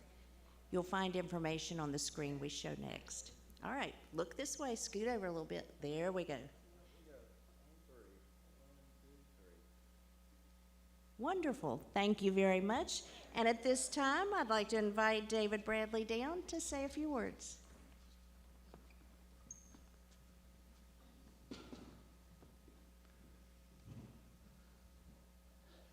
Well, Madam Chair and school board members and Dr. Hooker, thank you so very much. I cannot tell you what a privilege it is to be connected with incredible opportunities, and we've already seen great things are happening in Clark County School District. Our pledge to you, dream courageously. We're going to do everything we can to support your work. Thank you for your work that you do. We look forward to an incredible year. Thank you guys very much. Thank you, and thank you, Dr. Smith, for being here as well tonight. All right, at this time, I'm going to turn the floor over briefly to Dr. Blankenship, who has a presentation for a very special gentleman who's joined us tonight. Thank you, Dr. Moore. I'm always excited when I get to come before you and do one of these presentations. And tonight, I'm especially excited to call forth Mr. Douglas Jewell to receive his sick leave payout. And I'll tell you just a little bit about Mr. Jewell as he comes forward. Mr. Jewell was hired with Ccsd in August of 1984, and he retired June 9th of this year, 2023, with 39 years of service.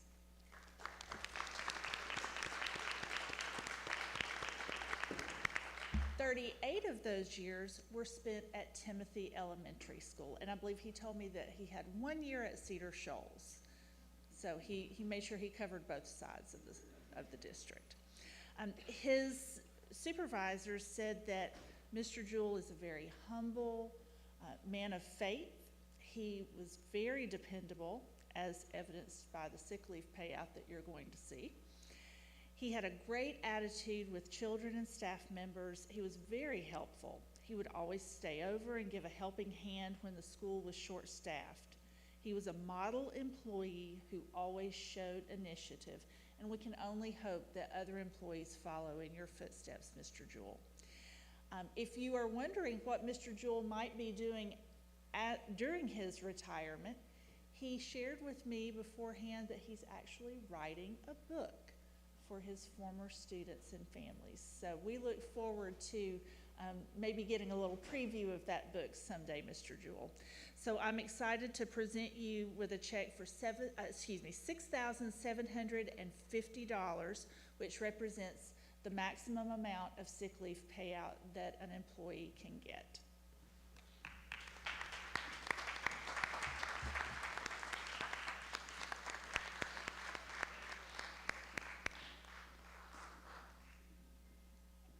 And if our board is up to one more trip, remember you're getting your steps in.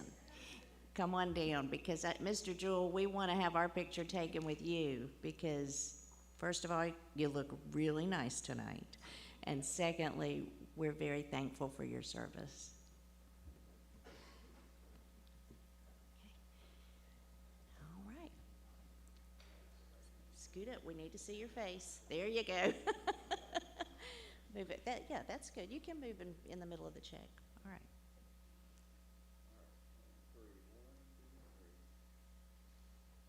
Thank you.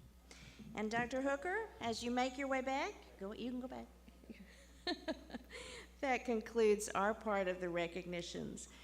And at this time, I'd like to turn it back over to the board and back over to you, Dr. Gant, for any recognitions you all might have.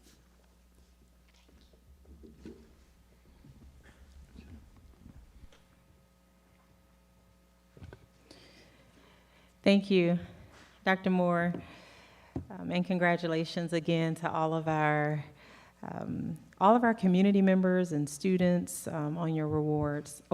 Excuse me. I'm going to turn the floor over to my board colleagues if there are any announcements, recognitions that you all would like to share at this time. Dr. Evans. I'd like to make an announcement. Board members and Dr. Hooker and Dr. Gann, I want to let you know, and I've let you know already personally, but publicly now, that I have cancer. And I will be going under treatment on October the 6th. I will be having surgery. So even though I won't physically be here in the building, I will be on Zoom, and you will hear my lovely booming voice, not as lovely and booming as Dr. Askew's, but close enough. Since things and life is never guaranteed, I wanted to say that what I get to do here is a fulfillment of a real dream for me, that I get to work with such a wonderful board who number one passion is to make sure that the kids of this county are the best citizens and best people they can be. And I thank you all for the privilege of allowing me to be here with you. And again, I just wanted to let the community know that I'm not skipping out. I have a legit reason, but Mr. Pruitt and I are going to come up with a system so that way I'll be able to participate via Zoom on the business meetings. So prayers are always appreciated, and I do thank you all for that.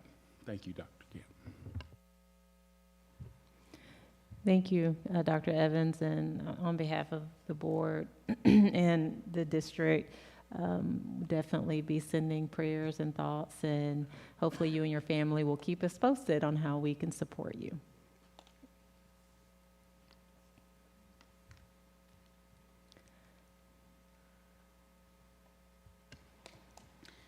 So I would like to take this opportunity to again invite the community as well. Of course, the board, I hope, will be there to support us on Sunday as well. On Sunday, we will recognize the 5 students of Clark County that first integrated our public school system in 1963. That event happened on the 2nd of September, 60 years ago. So on the 60th anniversary, they will receive their first public recognition of the sacrifice that they made. And we're excited. We're doing this in partnership with the ASALA organization, as well as some of our local historical preservation groups, and we will have the reception at 4 p.m. here in the Vernon Payne Meeting Hall, with a reception following at the Taylor Grady House, which is directly across the street. And we will have an opportunity to meet and greet the volunteers or the children at that time as well. So I do hope you will all come out and support this great event. Thank you. Thank you for sharing, Ms. Davis. Additional announcements.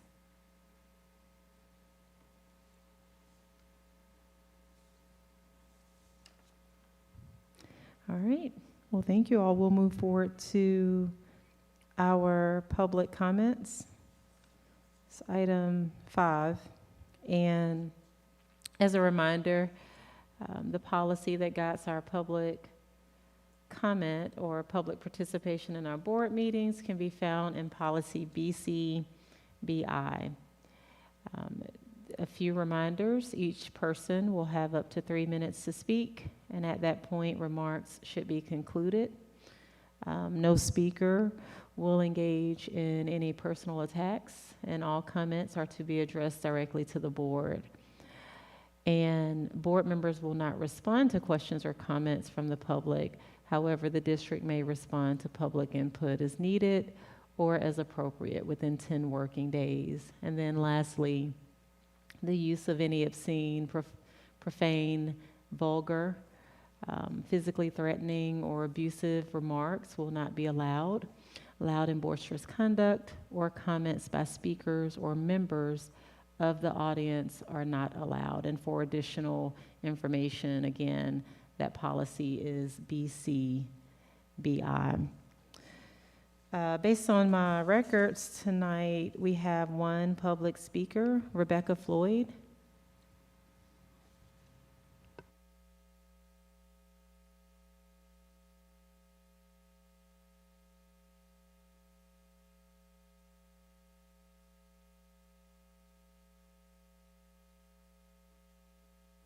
No, we can't.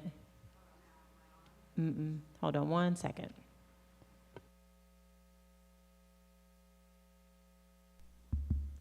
Thank you. The mask isn't helping, I'm sure. My name is Rebecca Floyd. This is my 10th year as the orchestra director at Cedar Shoals. My classroom has been without air conditioning since teachers returned in July. My students have been making music in a hot room for 6 weeks. Thousands of dollars of wooden instruments that Ccsd has invested in have been sitting in a hot, damp room. This isn't the first year that I've been without air, and I'm not the only teacher in this situation right now. My classroom is miserable and frankly unsafe. My first period has 32 students. 33 of us share the air for a 90-minute block. We know that we're all breathing the same air because we can all smell and taste every bit of deodorant, perfume, body lotion, Flamin' Hot Cheeto. You know, by fourth period, the air sort of smacks you in the face when you come in the room. This isn't an amazing learning environment. I masked tonight because I'm sick with my second respiratory infection of the school year. I didn't want to miss this chance to speak in hopes of getting some help. I haven't been masking this year, and it's been such a relief after the last 2 years, but this unventilated space is making me sick. More than half the teachers in my department have already been sick. I just got a text. 2 of us are out tomorrow. Our building isn't helping us stay at work. The idea of wearing a mask in my 80-degree classroom while trying to project my voice over 3 running box fans and an air purifier is unappealing. Not to mention the safety risks posed by leaving both sets of classroom doors propped open all day. My students deserve more. The hardworking CCSD HVAC folks have come to work on my room so many times this year. Probably 5 times they've brought it back to life, and 12 hours later it's out again. Stiles has come. A nice man drove down from Jasper, Georgia last week to prepare a part. It still doesn't work. I need a significant repair. Having an unventilated classroom in the late summer in Georgia for 2 months is unacceptable. We're really excited at Cedar about the upcoming renovation, but we can't wait a year or 18 months to have cool air, clean air in our rooms. Please don't pretend that a renovation that is yet to begin is a solution to a problem that is now. CCSD has the money. We can deal with these issues. We need to figure out a plan. This is unsustainable. I'm wondering if it's really true that we only have 2 HVAC techs for the district. Is it true that they had to fight to get overtime to fix the air in so many classroom spaces? Are there other classrooms of kids sitting in 80-degree rooms? I know there are several spaces out at Cedar Shoals, so I'm wondering the plan. I really do, I love my job, I love my colleagues and my students, but this is unsustainable, and knowing whether I'm gonna come to a hot, unsafe room every day is really challenging. It just shouldn't be such a struggle to provide this need. Thank you so much.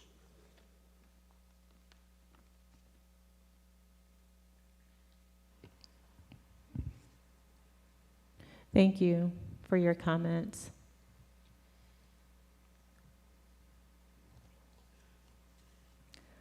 All right, we are going to move forward with our, excuse me, let me have a few different papers over here. We're going to move forward to item 6, and this is to amend or adopt the agenda. The floor is open. I move that we adopt the agenda as presented. I'll second. Okay, we had a motion by Ms. Davis, a second by Ms. Hensley. Any follow-up conversation? Okay, all in favor of adopting the agenda as printed before us, if you would raise your hands and say aye. Aye. Aye. Any opposed? All right, that motion carries. We are going to move forward to item 7. These are our superintendent comments. Dr. Hooker. Thank you, Madam Chair. I'd like to thank the board for supporting our community conversations on last week and our next steps moving forward. I also like to alert you that our state school superintendent, Mr. Richard Woods, will be coming next Monday to visit Cleveland Road to present pocket constitutions to the school's 4th graders and present the school with the Literacy Leader banner for achievement in reading. Our PAB, Parent Advisory Board, will be meeting Tuesday, September 19th at 6 p.m. here at the BOE The schedule for this year has been posted on the website. We had our first cross-functioning team to discuss our disparity study on August the 28th. We have a scheduled Zoom meeting with Griffin and Strong to discuss next steps on September the 28th. Thank you to David Bradley and the Athens Area Chamber of Commerce and its members for once again sponsoring our Employee of the Month program, and congratulations to Ms. Amanda Price, this month's honoree. We were also pleased to welcome 35 visitors to our district office today as part of the Chamber's Lead Athens program. That group also visited Howard B. Stroud Elementary School and the Athens Community Career Academy. It was great to hear from our Clark Middle Science Energy Adventure team, and congratulations to them for their accomplishment. That concludes my comments for tonight. Thank you. Any follow-up questions for Dr. Hooker?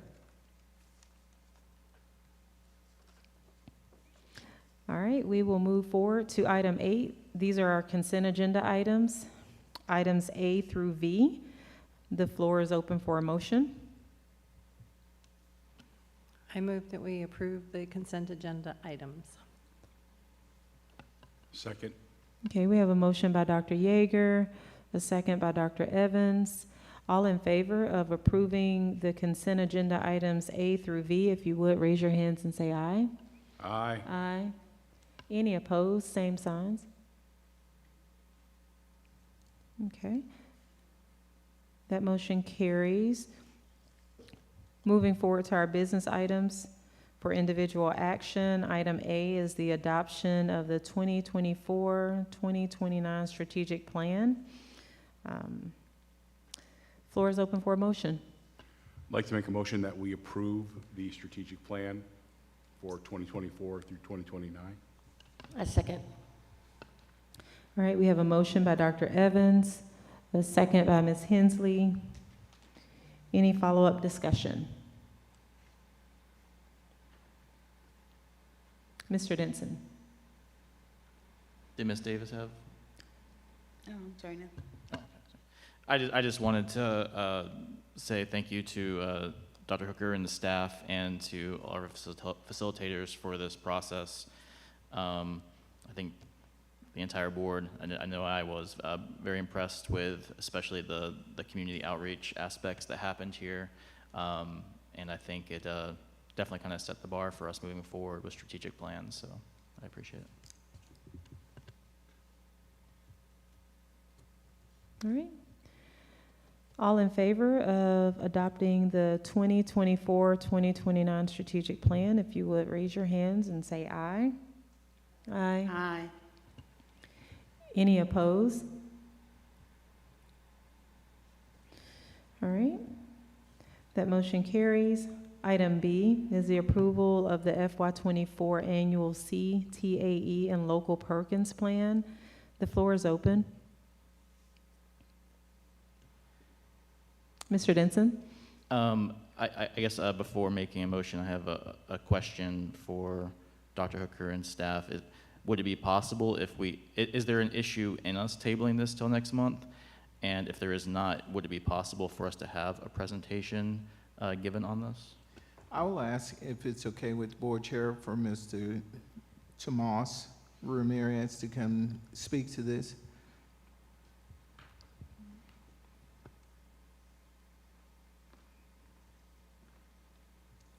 Good evening. It is actually required by the Department of Education that the board vote on this item by the end of September of this month. Okay. And Mr. Tomas, would you tell them about this grant, please, a brief? Oh, absolutely. This is an annual process for us where in order to accept the federal funding that's allocated to us, and this year that allocation is $177,000. We also need to provide a spending plan in terms of how those funds are going to be used. The local plan that was in your board documents speaks to, in pages 23 through 29, I believe, there are 10 spending priorities that we must spend those funds on. And those priorities were developed by what is called a comprehensive local needs assessment. 2 years ago, we engaged in a process where we spoke with multiple stakeholders, some required by federal guidelines, and others that were recommended. Those included students, teachers, parents, our community partners in terms of business and industries, school counselors. And through that process of multiple conversations, we identified some greatest areas of need. We engaged in root cause analysis, and through that process, 2 years ago, we identified those 10 areas that you see in your plan, in pages 23 to 29, I believe.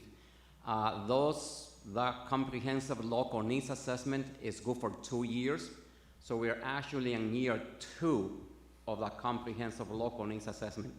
This year, current, I have to engage again in a comprehensive local needs assessment, engaging in conversations, and to see what are the spending priorities for the next 2 years. So this year, the request is for you to approve the $177,014, $177.14 to be allocated for those 10 spending priorities. Thank you, sir.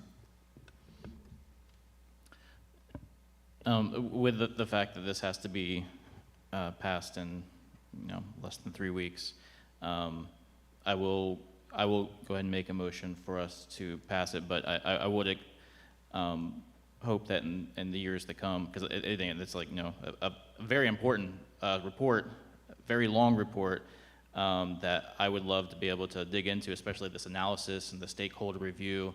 Our workforce education is one of the big components that we've been talking about, this community has been talking about for decades. So, I would just love for us to be able to take some time to really focus in on such a comprehensive report that digs into one of our big priorities in the future. But with that, I'll go ahead and make a motion for us to accept. Second.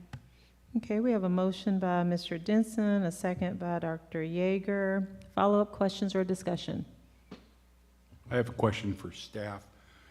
As I was going over this report, I keep noticing that they, when they say overarching need, how severe is the need trending better or worse?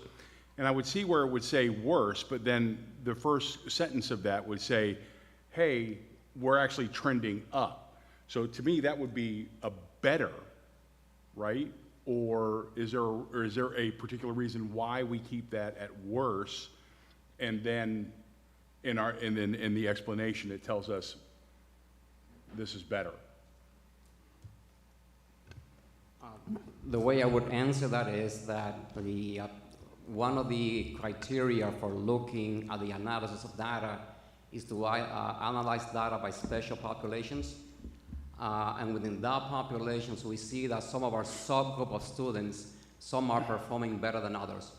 So when we see overall that there have been some improvements in some areas, in other areas we're not improving fast enough to really address some of the subgroup populations that you see in the report. So that's probably why some of the language might be a little bit confusing, but we are making progress.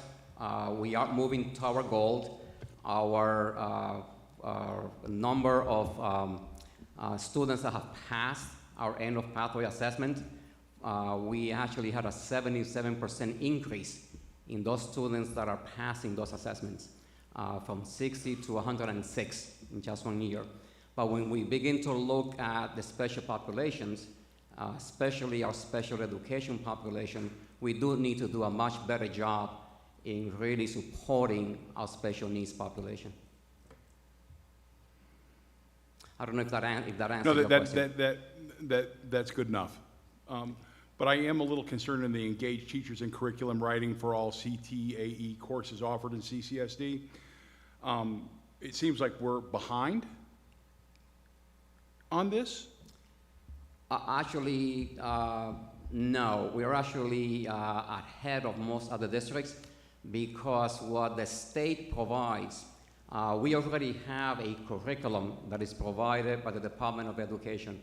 And what we're doing with our teachers is not actually writing a curriculum, but actually developing units of study, developing resources, and developing a pacing guide that actually will support the implementation of standards.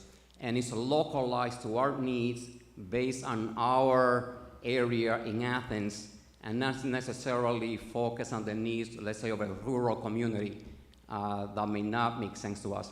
So the teachers, the advantage of having teachers involved in that process, our CTA teachers do not come from an education background. They come out of industry. They're not educators. They don't know the language of the standards. And by engaging them in that process, they're actually becoming deeper and knowledgeable about what the standards are and what are their opportunities to really engage students in the learning.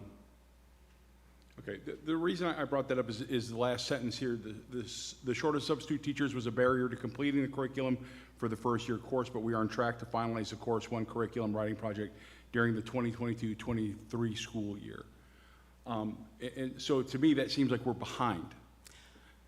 In terms of the actual plan, Yeah. Yes, in that sense, yes.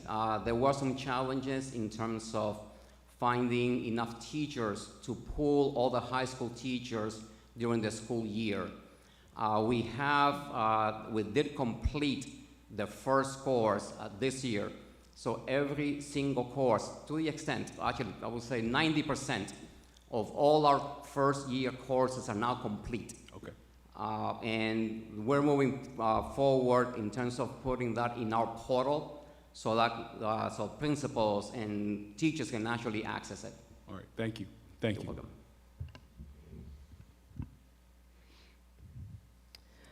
All right, so we have a motion by Mr. Denson and a second by Dr. Yeager.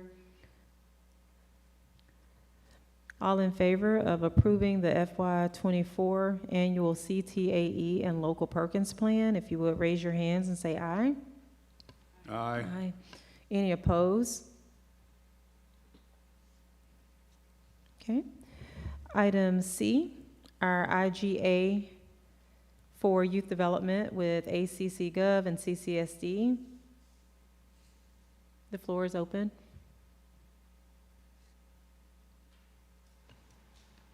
I move that we approve the IGA for youth development.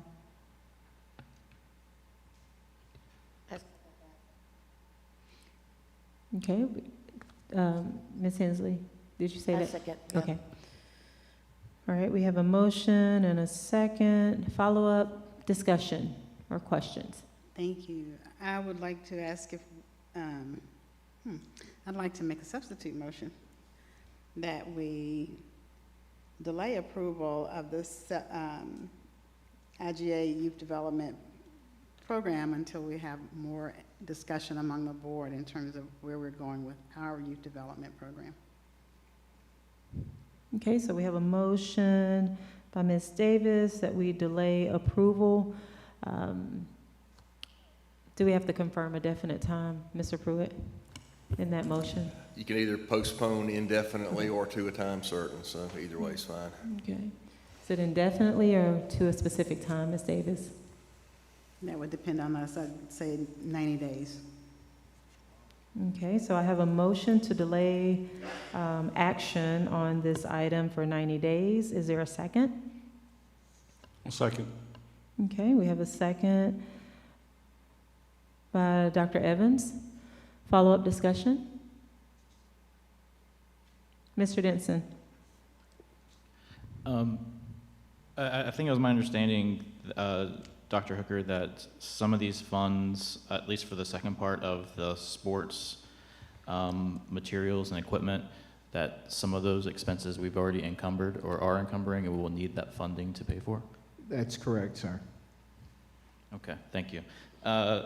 So for that reason, And for, I think the reason just so that we can go ahead and start moving forward as quickly as possible to help the county spend its ARPA funds for youth development in a strategic way, and as quickly as possible get that process started, because while their timeline is not quite as strict as ours is for ESSER, they do have a strict timeline for having to spend those ARPA dollars.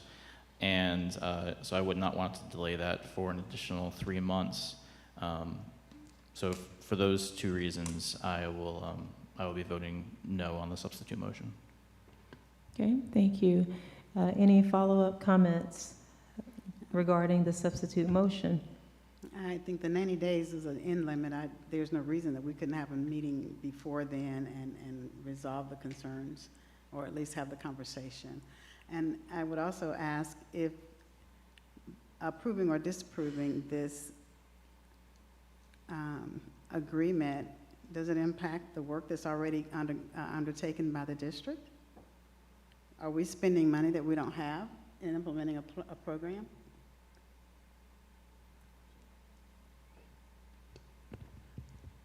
I do not believe we've incurred any invoices as of yet, but this could have an impact on the equipment that they're buying for the various sports that we're participating in.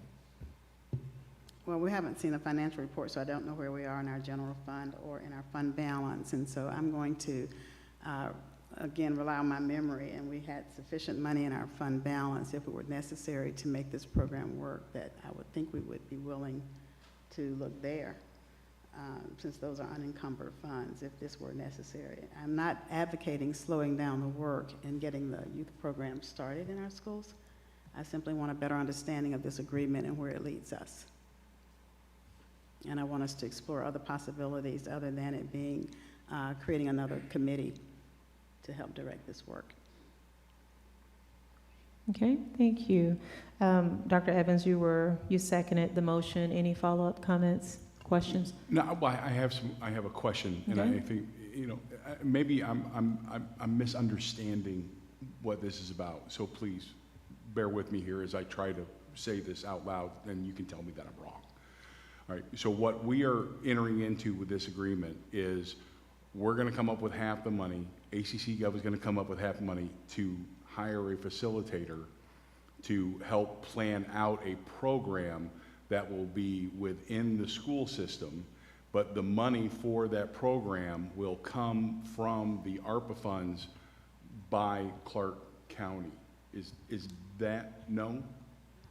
Okay, see, I think this is part of the reason why I agreed for the 90 days, is because I'm sitting here and I'm not getting what we're gonna get out of it. Mm-hmm. And I'd rather have a conversation before we enter into an agreement, and me not really know what we're doing.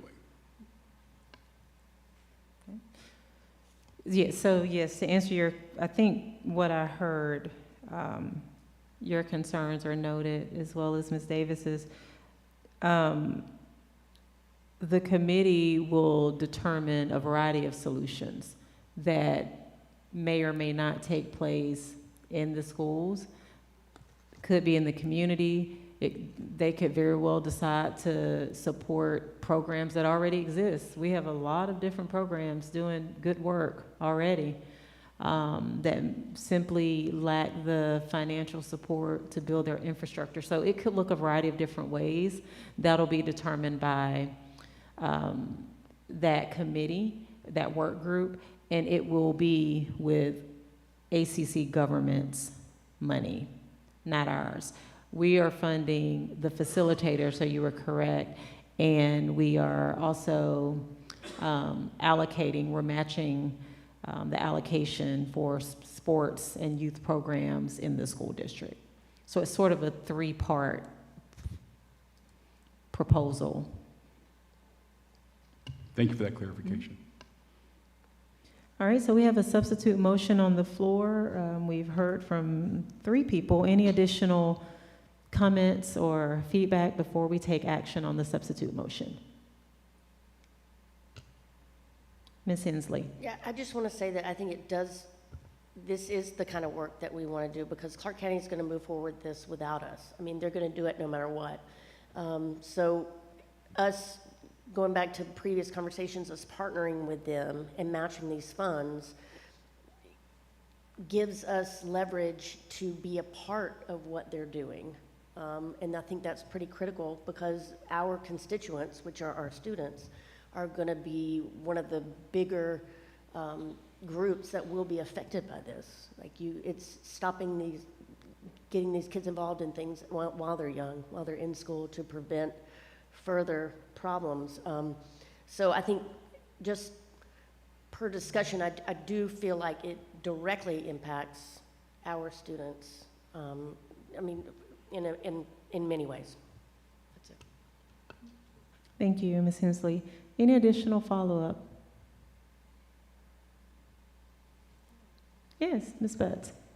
With the funds, do we know who will be, I guess, in charge or over the funds once they're dispersed? Like such, I've had comments about, hey, over here at Cedar, we haven't got all of our equipment, and over at Central, they have all of their equipment. So would that go to the AD directors, or who would that those questions go back to? That will be directed to the ADs, because those funds were allocated to them. They were given a time frame in which to order the equipment and to send the invoices to the county. So that's up to the ADs.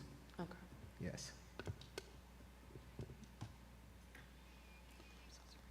All right. All in favor of approving the substitute motion, which is to delay action on the IGA for youth development for ACC government and CCSD for 90 days, if you would raise your hands and say aye. Aye. Okay. That was Dr. Evans and, okay. All right, and all opposed, same signs. Aye. Ms. Palmer, did you? Okay, you got it? All right. Okay, so that substitute motion fails. We're back at the original motion, which was made by Dr. Yeager and Ms. Hensley to approve the IGA for youth development for ACC and CCSD. Follow-up discussions before we take action. All right. All in favor of approving the IGA for youth development, if you would raise your hands and say aye. Aye. Any opposed, the same signs. Aye. Okay, so it was 7-1. All right, so that motion passes. We'll move forward to item D. This is the American Towers LLC 99-year cell tower lease at Cedar Shoals High School. The floor is open. I would like to make a motion to table to our next voting meeting in October. I second. Okay, we have a motion by Mr. Denson, and we have a second by Ms. Butts. The floor is open. Mr. Pro, my understanding is that if we don't vote on this before the 30th of September, that this deal is dead in the water. Is that correct? Yes, sir. Okay, thank you. Okay.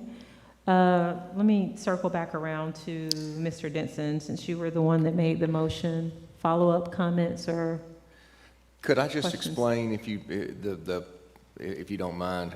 Sure. So just what the status is. So the next 5-year term ends in 2024, next year. So they could cancel it then. They could not cancel it then. But yeah, if it's not approved by the 30th and they don't decide to give an extension, then that would be the consequences. They could terminate the lease as early as next year. Okay, thank you for that clarification, Mr. Pruitt. Mr. Denson? Yeah, if I could just to relay some of my concerns, and understanding that, but also understanding that I'm not necessarily making this motion for us to tell them to get out. I would just like them to maybe to hear a couple of concerns and hopefully be still willing to work with us, or, you know, whatever.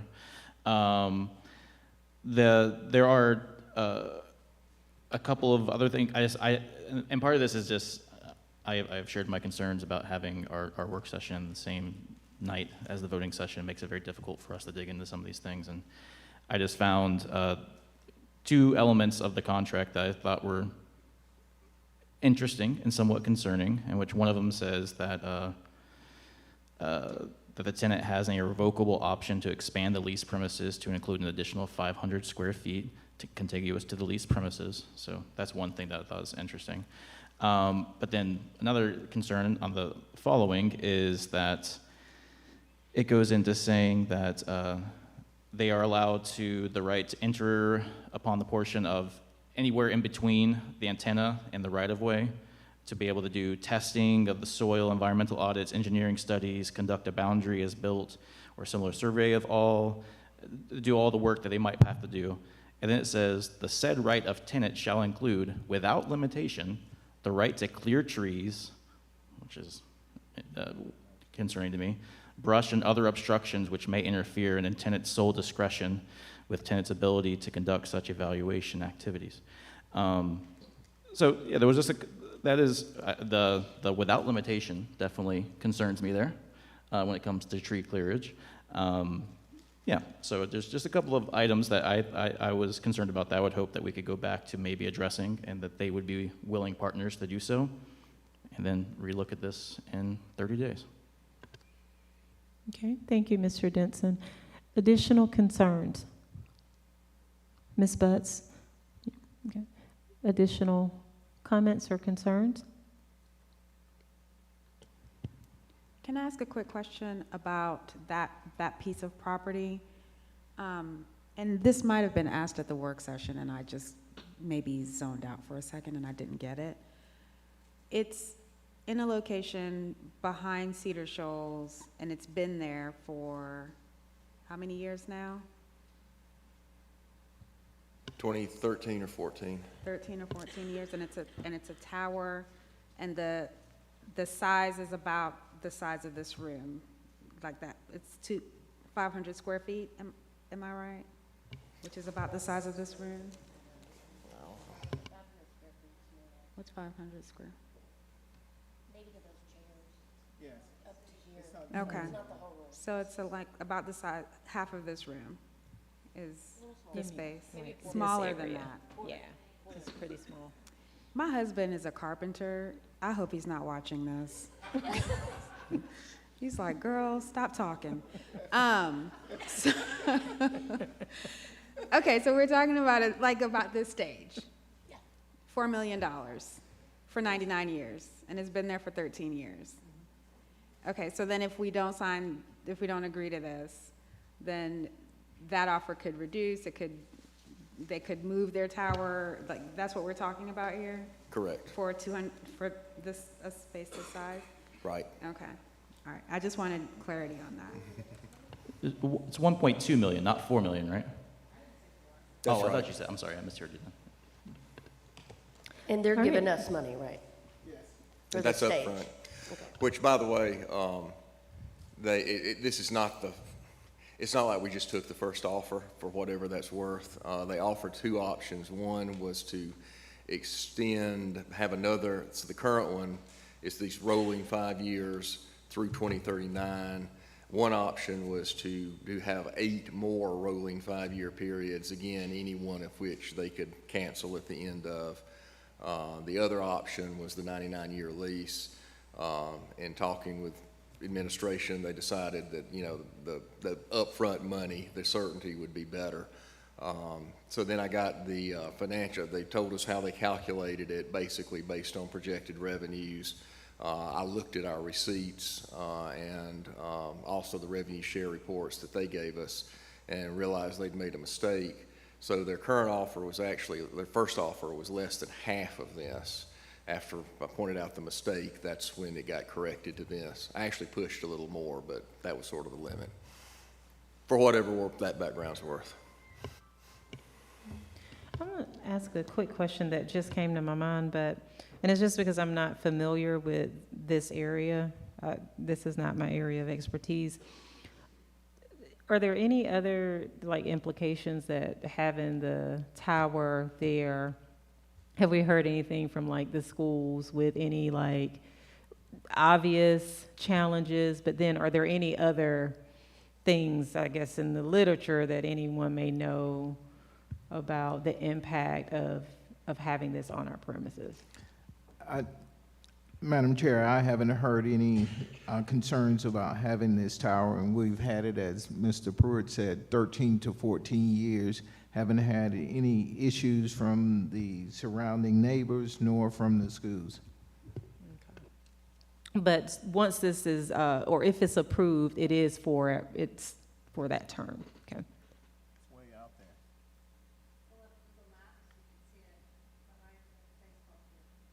Okay. It's away from the school. It's isolated in an area, so no damage. Okay.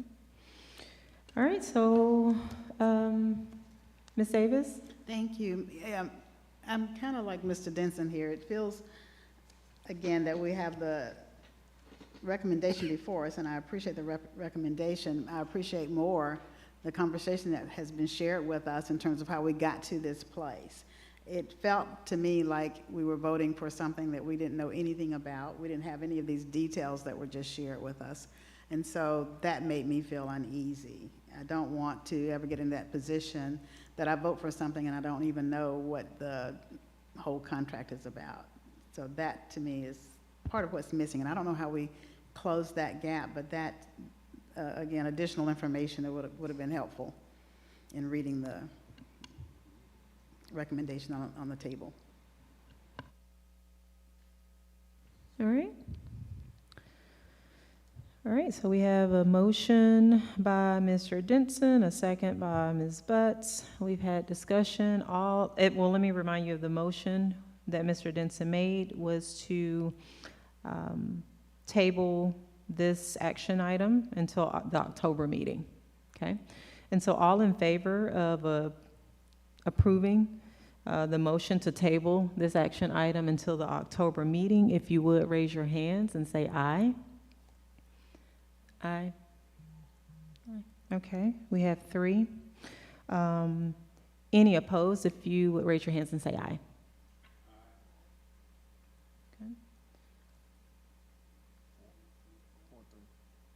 Was it 4-3? I did. I voted. Okay, hold on. Who were the, I'm sorry? Okay, any abstaining? Okay, so in support of Mr. Denson's motion to delay until the October meeting, there were 3 for, 4 postponing. There were 4 against and 1 abstain. Is that correct? Okay, so that motion fails. Okay. All right, the floor is open. I'm going to make a motion that we pass to move forward with this. I second the motion to approve the contract. Okay, we have a motion by Ms. Hensley, a second by Dr. Yeager. Any follow-up conversation or discussion? All in favor of approving the American Towers contract, the 99-year cell tower lease at Cedar Shoals High School, if you would raise your hands and say aye. Aye. Any opposed, the same signs? Okay. Ms. Butts, can you speak into your microphone? You were a nay, okay. And then any abstaining? No, I'm an oppose. Okay. Ms. Davis is opposing.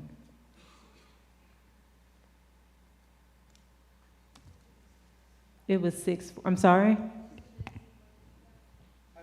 He voted for it, yeah. Yeah, okay. So that motion carries and that item is approved. We're gonna move forward to item 10. This is our executive session. The floor is open to enter into executive session for the purpose of discussing or deliberating upon the appointment, employment, compensation, hiring, disciplinary action or dismissal, or periodic evaluation or rating of a public officer or employee, or to interview applicants for the position of superintendent. The floor is open. I move that we go into executive session. Okay, we have a Second. motion by Ms. Davis, a second by Ms. Hensley. Any follow-up discussion? All in favor of entering into executive session for the stated reason, if you would raise your hands and say aye. Aye. Aye. Okay, okay, all right, so that motion carries. We're going to enter into executive session at 8:07 PM.